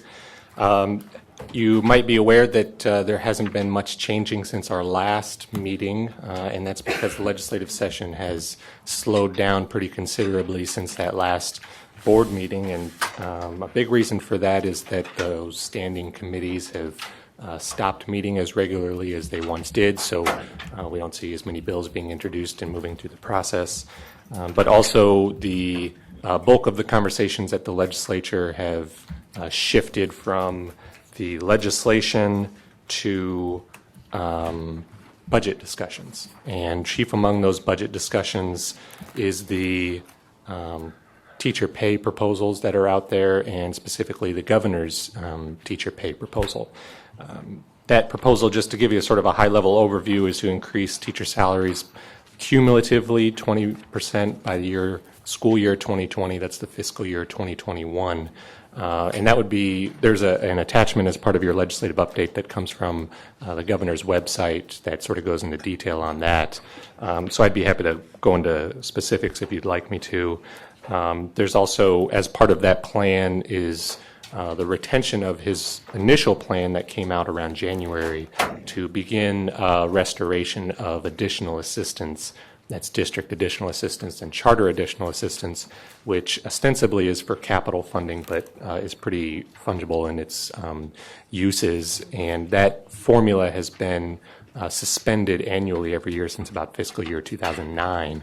And so his proposal would be for those teacher salary increases and also keeping that district additional assistance restoration in place.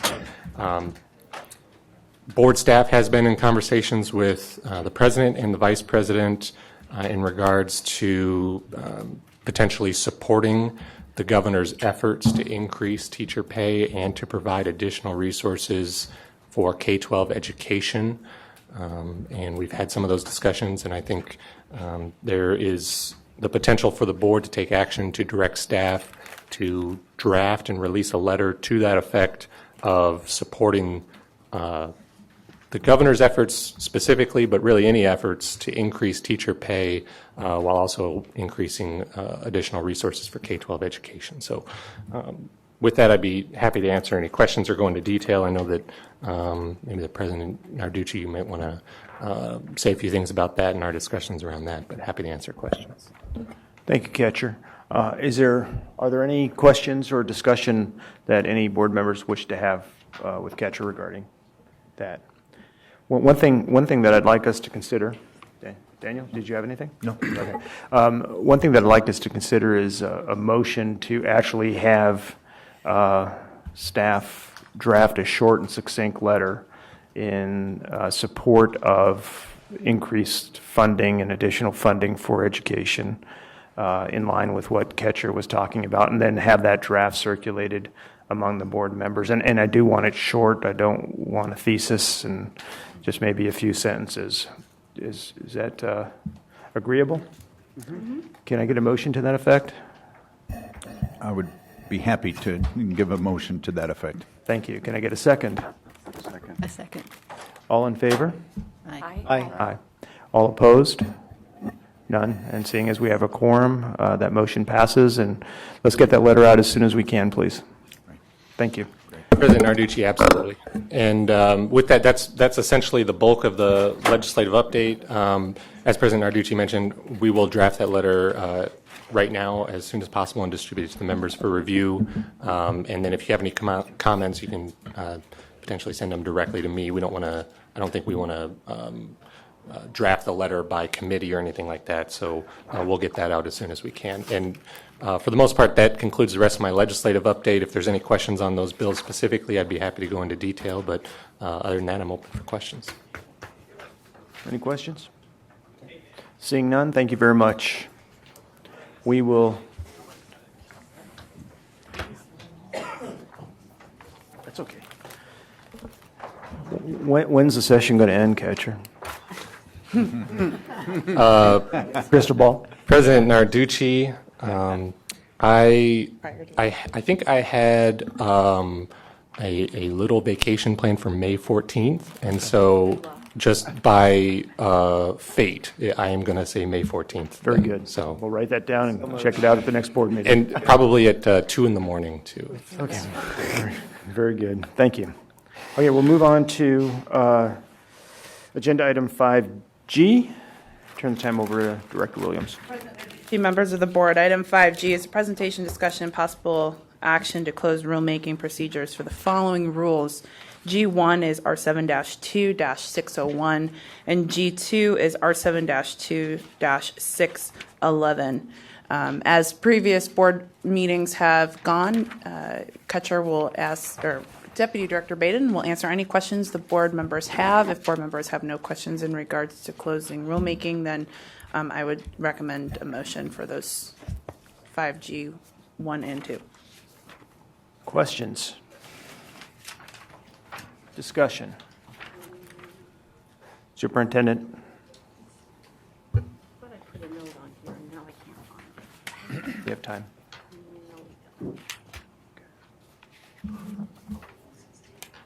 We're okay? Okay. Can I have a motion to go in line with the rule, with what's recommended? Mr. President, I move to approve item G1 and 2. Do we have to do them separately? President Arducci, no, you don't have to do them separately, but I need the motion to close rulemaking on, and then list the 2 rules, please. All right. I will do that and then get a motion to support that. Do I have a motion to close rulemaking procedures for R7-2-606 regarding proficiency assessments, as well as to close rulemaking regarding procedures for R7-2-611 regarding special education teaching certificates? So moved. Second? Second. All in favor? Aye. Any opposed? Motion passes. Thank you. We'll now move on to agenda item number 6, which is a consent agenda. President Narducci, members of the board, item 6A1 in regard to Benjamin Hewitt. I believe member K has a conflict. Therefore, I would recommend pulling that agenda item and having a vote on the remainder of the consent items 6A, 2, 3, and 4.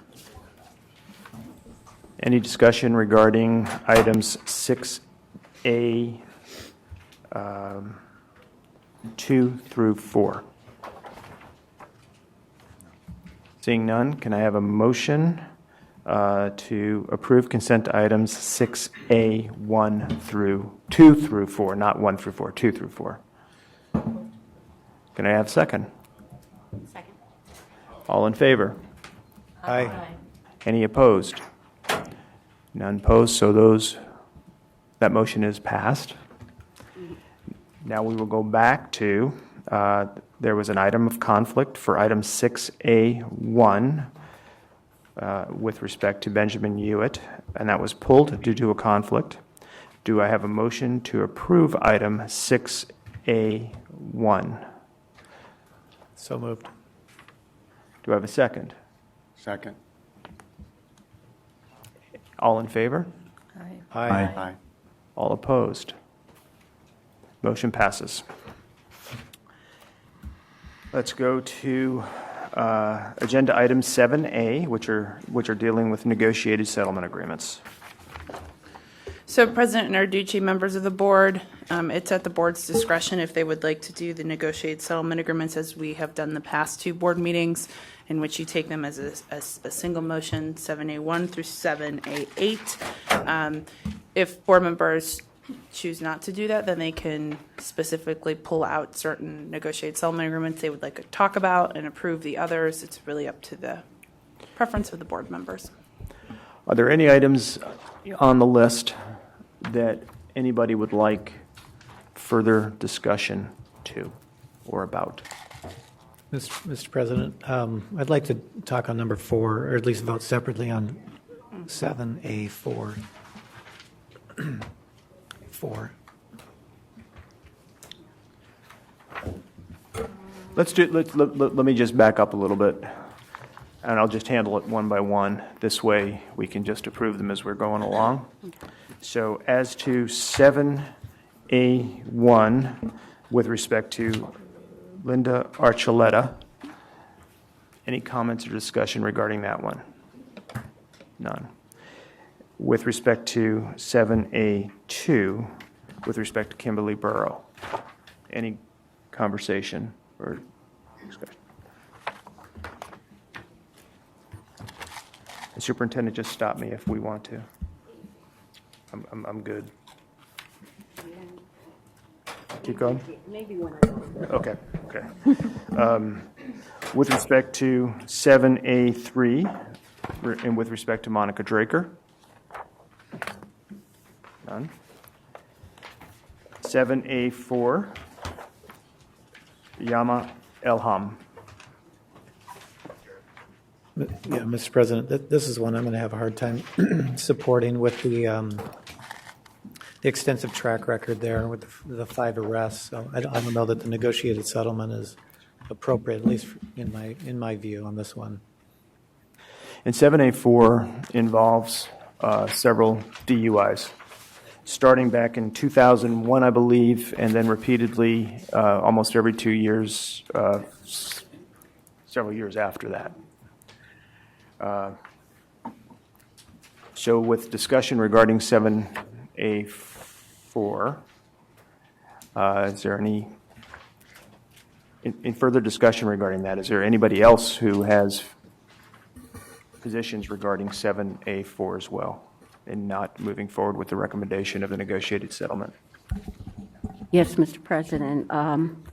Overall, the comment I was kind of stumbling over before is in many of these cases with the negotiated settlement, I don't feel that the negotiated settlement is in line with some of the things that have happened. You know, even the first one, I didn't make comment, but not reporting, I mean, and just a letter of censure, that's not adequate in my opinion, so my vote was going to reflect that. But this one I found particularly problematic, that it is not at all in line with the seriousness of the charge. So President Narducci, Superintendent Douglas, to your point, the discipline matrix that the board adopted for DUI goes back for 5 years. So the board had voted to approve that DUI discipline matrix to not include DUIs that occurred outside of that 5-year time limit. If that is something that the board would like to discuss again to update the DUI matrix, I would be happy to bring that to the board at the May meeting. Just know that if the board chooses to not approve a negotiated settlement agreement, what that means is that individual will then have to go through the PPAC process. So there is still a pathway if the board does not approve the negotiated settlement agreement. board staff works with the Assistant Attorney General, and we go off of the matrices that the board has approved when discussing negotiated settlement agreements. And if any board member has any issues with any of the negotiated settlement agreements, please bring that to board staff's attention so that we can bring the matrices back to the board at a future meeting. Thank you. Howard? I'm sorry. Thank you, That's Mr. okay. President. I just wanted to reiterate some of the concerns around here and the fact that we can't go back. Well, that the settlement is based upon the last 5 years, and I just really want to be heard on this. It appears that there's definitely a track record here, and there's a major issue of not setting a great example for our kids, not to mention putting herself and others in some serious danger. That being said, I also have a huge fault of always wanting to give someone a chance, and I hate to take this opportunity to turn her life around, but I'm not sure that I would want to do that at the risk of our students. Thank you. So I think with respect to this one, is there a motion that we should entertain will be different than the first three that we'll deal with later? Mr. President? Jared? I move that the state for agenda item 7A4, I move that the State Board of Education deny the negotiated settlement agreement for Yama Elham. Any discussion? Do I have a second? I'll second. All in favor? Aye. Aye. Any opposed? That motion passes. Thank you. Mr. President. Daniel? Alicia, can you tell me what happens now? Just, I need to be clear. Now that we've rejected that negotiated settlement, just walk me through the process here. President Narducci, Vice President Kaur, I don't think I've ever said that yet. Vice President Kaur. What happens now is that when board staff meets with the department staff, meets with the Attorney General's office at we call them our enforcement huddles, we will bring this to them and we will state that the board voted to deny this negotiated settlement agreement. Therefore, we have to schedule this individual for an application hearing at the PPAC. So it could probably be in the next 2 months or so. And then that recommendation from the PPAC will come to the board. Thank you. Thank you. Thanks. Thank you.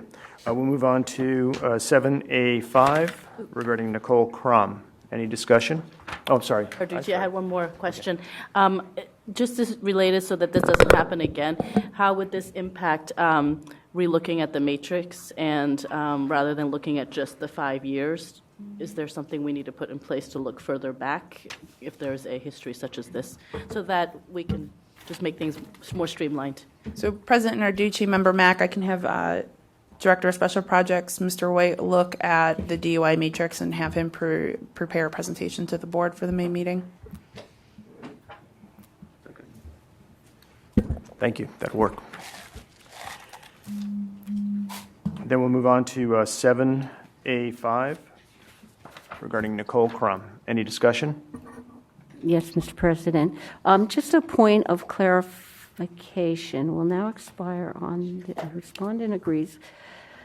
I want to make sure I understand the negotiated settlement. Respondent agrees that her teaching certificates will now expire on the date of this agreement. So if it's passed today, that's rather than August of 2020. Is that correct? And will be suspended for a year?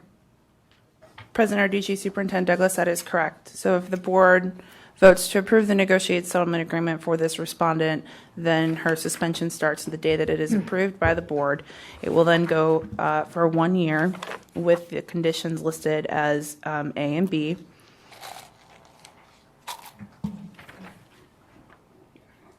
Well, I don't know if there's any other thoughts from the board. In my opinion, this is not someone who should be in a classroom. So And did I miss it? I don't remember seeing what grade she was substituting at. It's an elementary school, but I just find this so, I would not. And to Superintendent Douglas's point, we're dealing with a substitute certificate again. Jared? Mr. President, I agree that this is pretty disturbing things. The way I processed it was I looked at the date of the incident, which is in 2015, and so 1 year ineligibility to even reapply would put it at 2019 from this date. So this individual may not ever even apply and come back. That's one scenario. If they do apply, they probably won't be in the classroom until the 2021 school year. So for me, there's a good 5 years passing, and hopefully they've learned their lesson and improved and give them a chance to move on. But absolutely, if this was within a 5-year window, I would struggle with that and want to see a little bit more time. But that's kind of how I am in support of how it's written here today, Mr. President. Any other comments? Right, let's move on to, thank you, Superintendent. Let's move on to, what was I on? Who was that, Nicole? 6. Let's move on to 7A6, Dragana Kulisic. Any comments?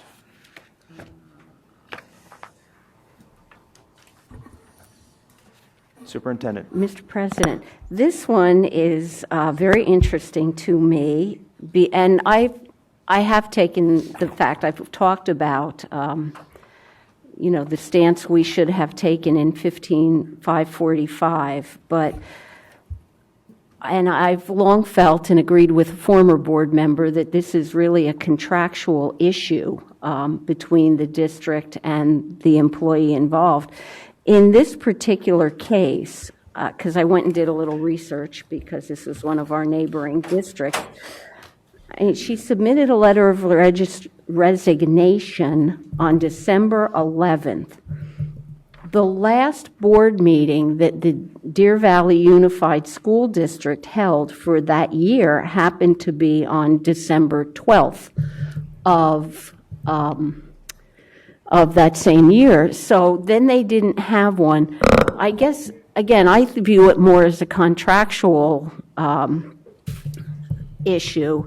And would they have approved it if there had been more time between the board meeting? And that's one of the conundrums to me with this whole piece of legislation, that oftentimes I don't think it's that the board wouldn't approve the resignation. It's just more the part of bad timing of a board meeting. Because quite honestly, I'll put on my mom and grandma hat here. If a teacher doesn't want to be in the classroom, I don't want them in the classroom with my child or my grandchild either. So there needs to be a better way of resolving that. So I really don't support these particular type of issues. I think it's something we should have looked to address in statute, although I will say not in the case of striking teachers. Thank you, Superintendent. Any other comments? We'll move on to 7A7, Bernadette Rostenhauser. Yeah. Any comments regarding that? It's similar to number 1 above, A1. She's a principal. No comments. We'll move on to 7A8, Sarah Shipe.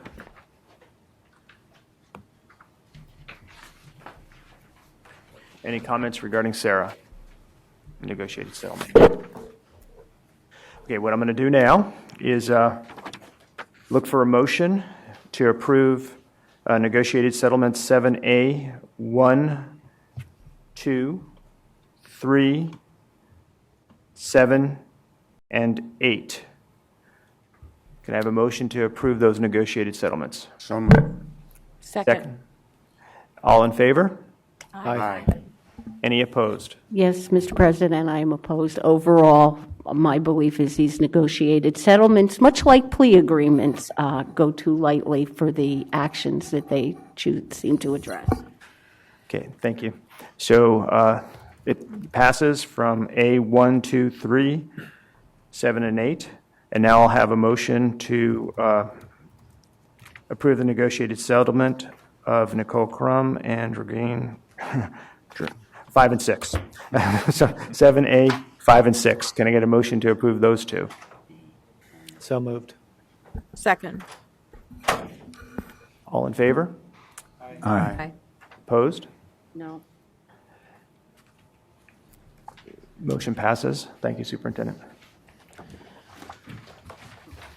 Right, let's go to item 7B.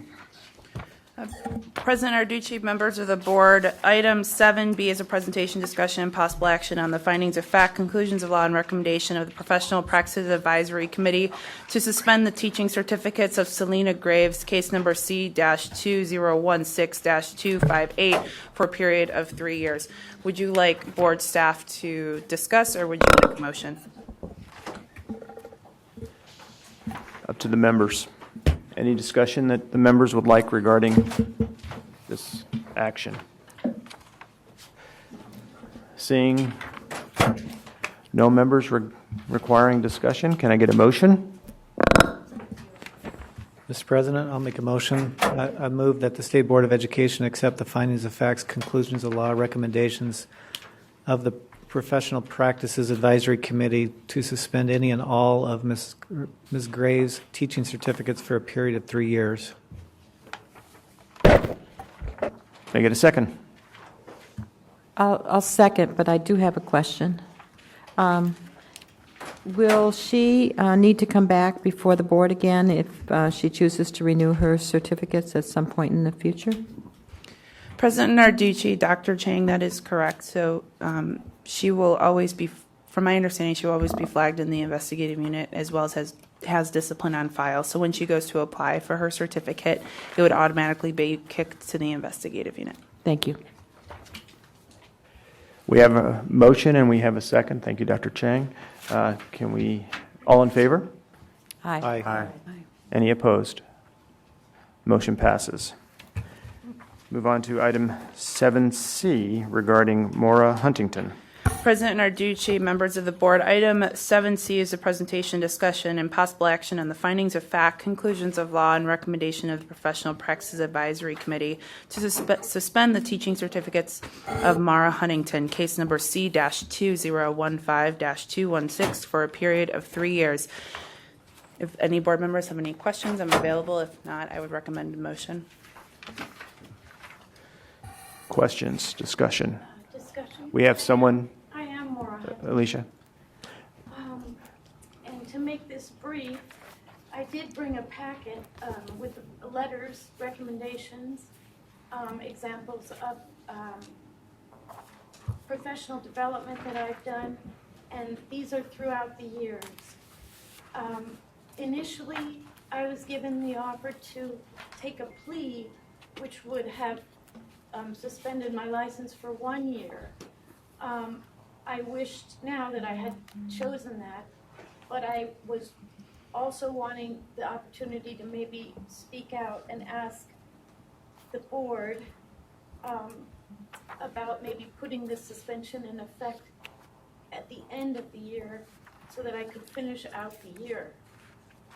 I have so much information here, but I see that there's not a lot of time, and I would ask the board to maybe consider going back to the plea bargain of suspending that license for 1 year.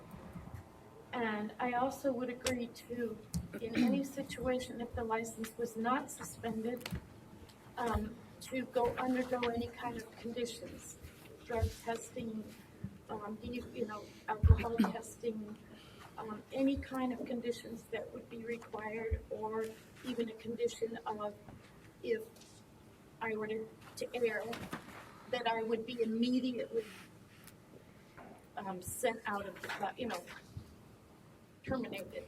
I don't know if you guys have the opportunity to look at the information that I did bring. Thank you, Ms. Huntington. But our files, we very much appreciate you coming down here today and very much appreciate your situation. And our file and agenda items are replete with information. But thank you so much for coming down today. Are there any further questions from the board? Can I have a motion? And the motion would be to accept the findings of fact, conclusions of law, and the recommendation of the PPAC to suspend any and all certificates held by Maura Huntington for a period of 3 years, and that all states and territories be so notified.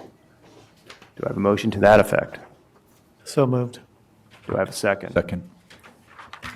All in favor? Aye. Aye. Any opposed? Motion passed. Thank you for coming down. President Narducci, members of the board, item 7D is a presentation, discussion, and possible action on the findings of fact, conclusions of law, and recommendation of the Professional Practices Advisory Committee to deny the application of certification of Amy Rodas, case number C-2016-436R, for a period of 4 years, 11 months, and 29 days. Do we have any questions or discussion or points regarding that? Yes, Mr. President, Executive Director Williams, 4 years, 11 months, and 29 days. President Narducci, Superintendent Douglas, that was the recommendation of the PPAC, and unfortunately I had stepped out of the room at that moment to take a phone call, so I was not able to give direction. And I don't, I do guess believe Ms. would- Rodas is here. Yeah, I was just going to say, Ms. Rodas, would I you? do not know if her attorney is present. Her attorney is not present, but Ms. Rodas is here, and you are able to take some questions from superintendent or others around here. Yes, good morning. Well, first, my first question isn't to you, and I don't see anybody from certification here.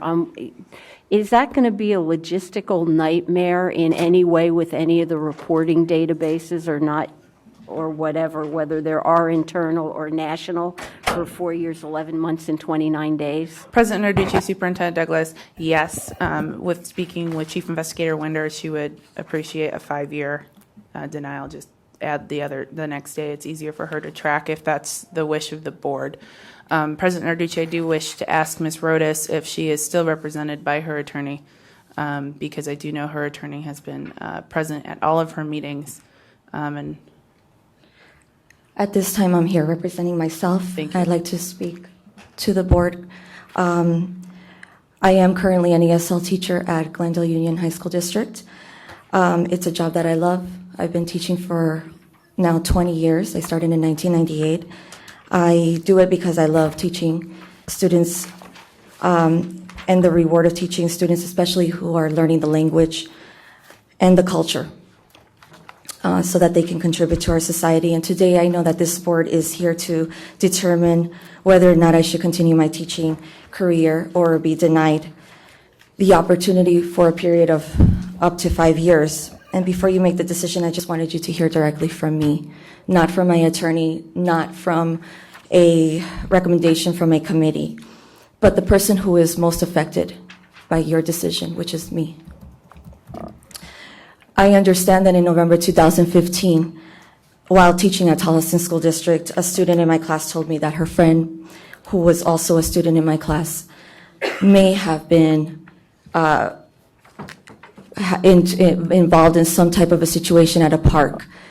At that point, she had no real information or evidence or anything like that, but I did ask her to go to speak with the counselor, and I was going to start my class. I do understand that at the time that I was provided that information that she had heard, I should have contacted the counselor myself and just made sure that she went and spoke with the counselor as well. I saw the student later that day, and the student told me that there was nothing going on, that everything was fine. Later I found out that there had been an incident.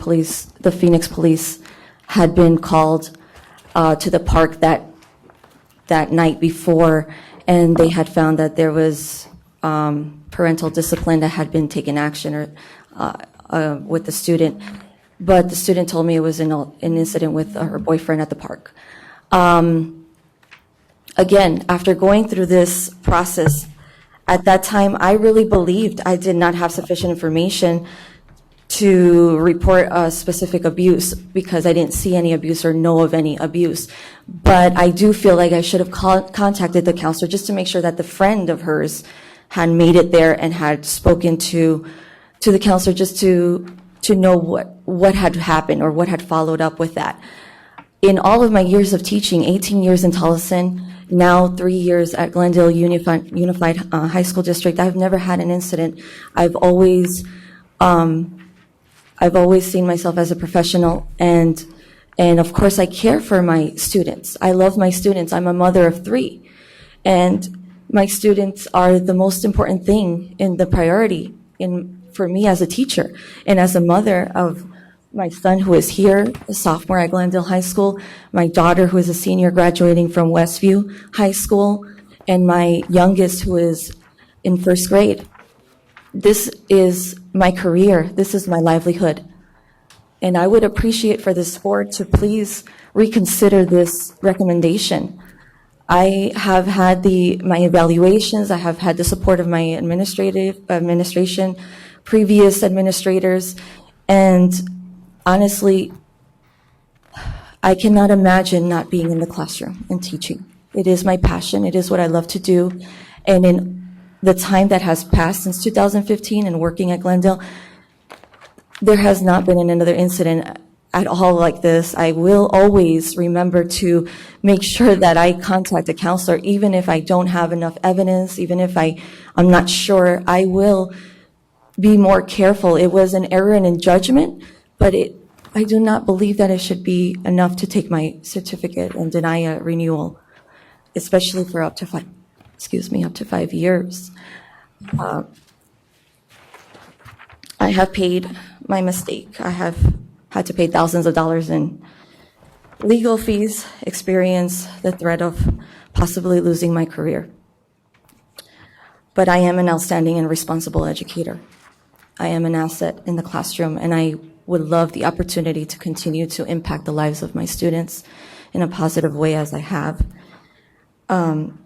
So many of the students who are learning English are graduating, are being productive citizens in our society. And I do not want to lose my career. I respectfully ask you to consider renewing my teaching certificate or imposing some form of discipline that is less than this 5 years, and at least that I would be able to continue this contract that I have right now this school year with Glendale High School. In closing, I'm really sorry. I'm sorry that it went out this long. I want to assure you that something like this will never happen again. I have been sufficiently penalized for error in judgment. I have learned a valuable lesson from this incident, and my actions have been corrected. Again, I ask you, please do not deny me the opportunity to continue to teach. Thank you. Thank you, Ms. Rodas. Do we have any questions for Ms. Rodas from the board?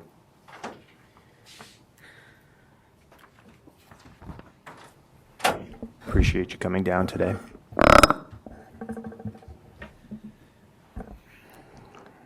Seeing no questions and no further discussion, do I have a motion to accept the findings of fact, conclusions of law, and the recommendations of the PPAC to deny the application for certification of Amy Rodas, and that she be prohibited from reapplying for the period?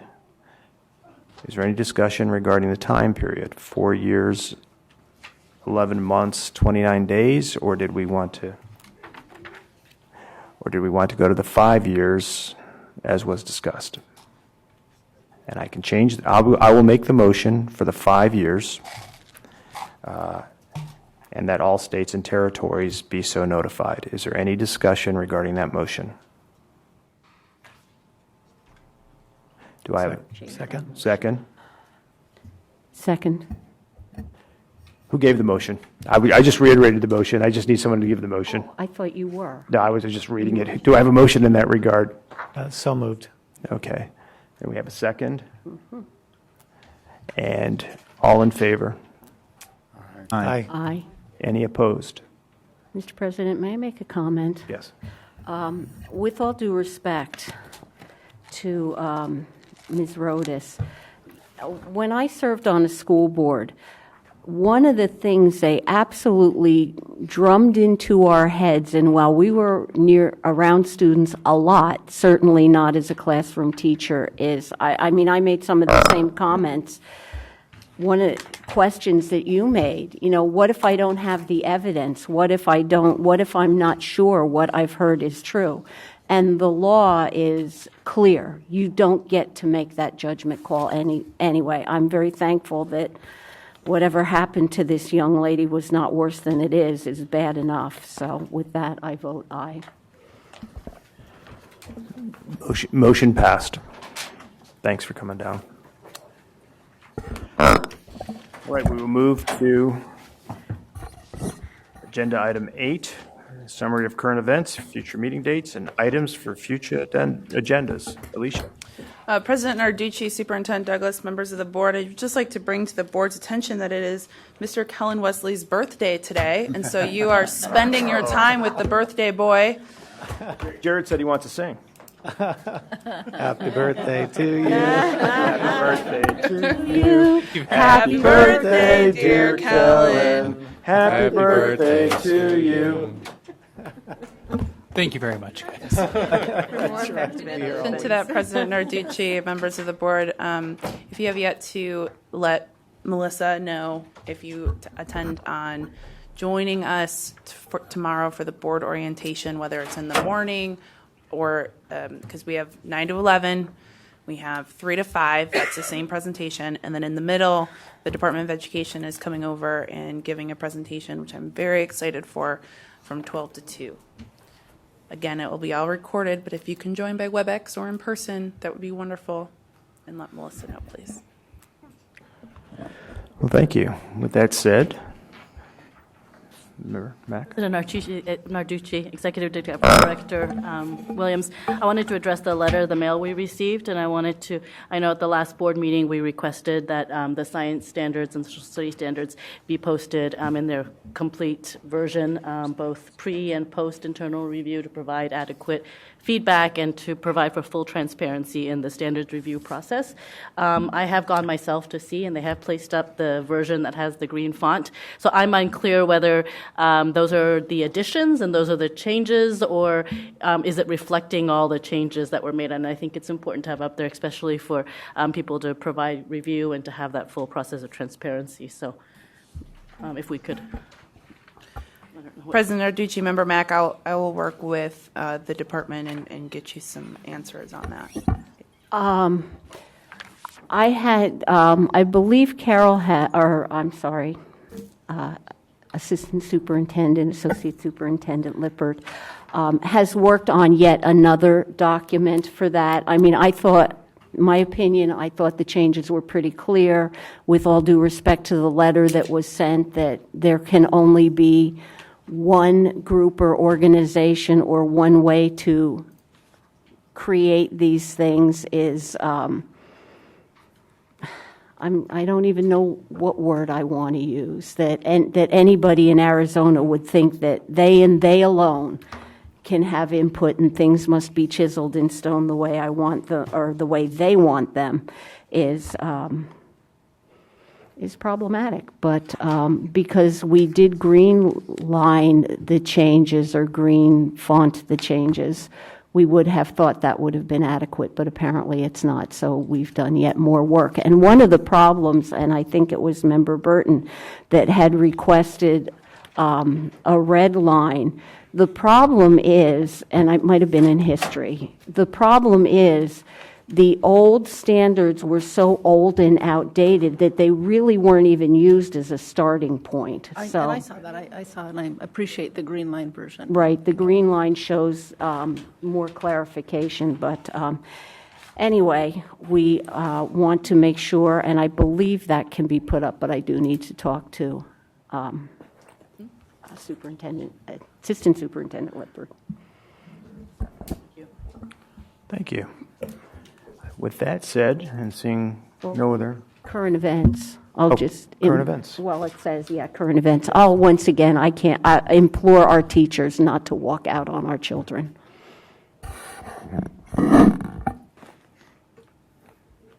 Thank you, Superintendent. Nothing else coming before the board. We can adjourn at 11:37. Well done, Mr. President.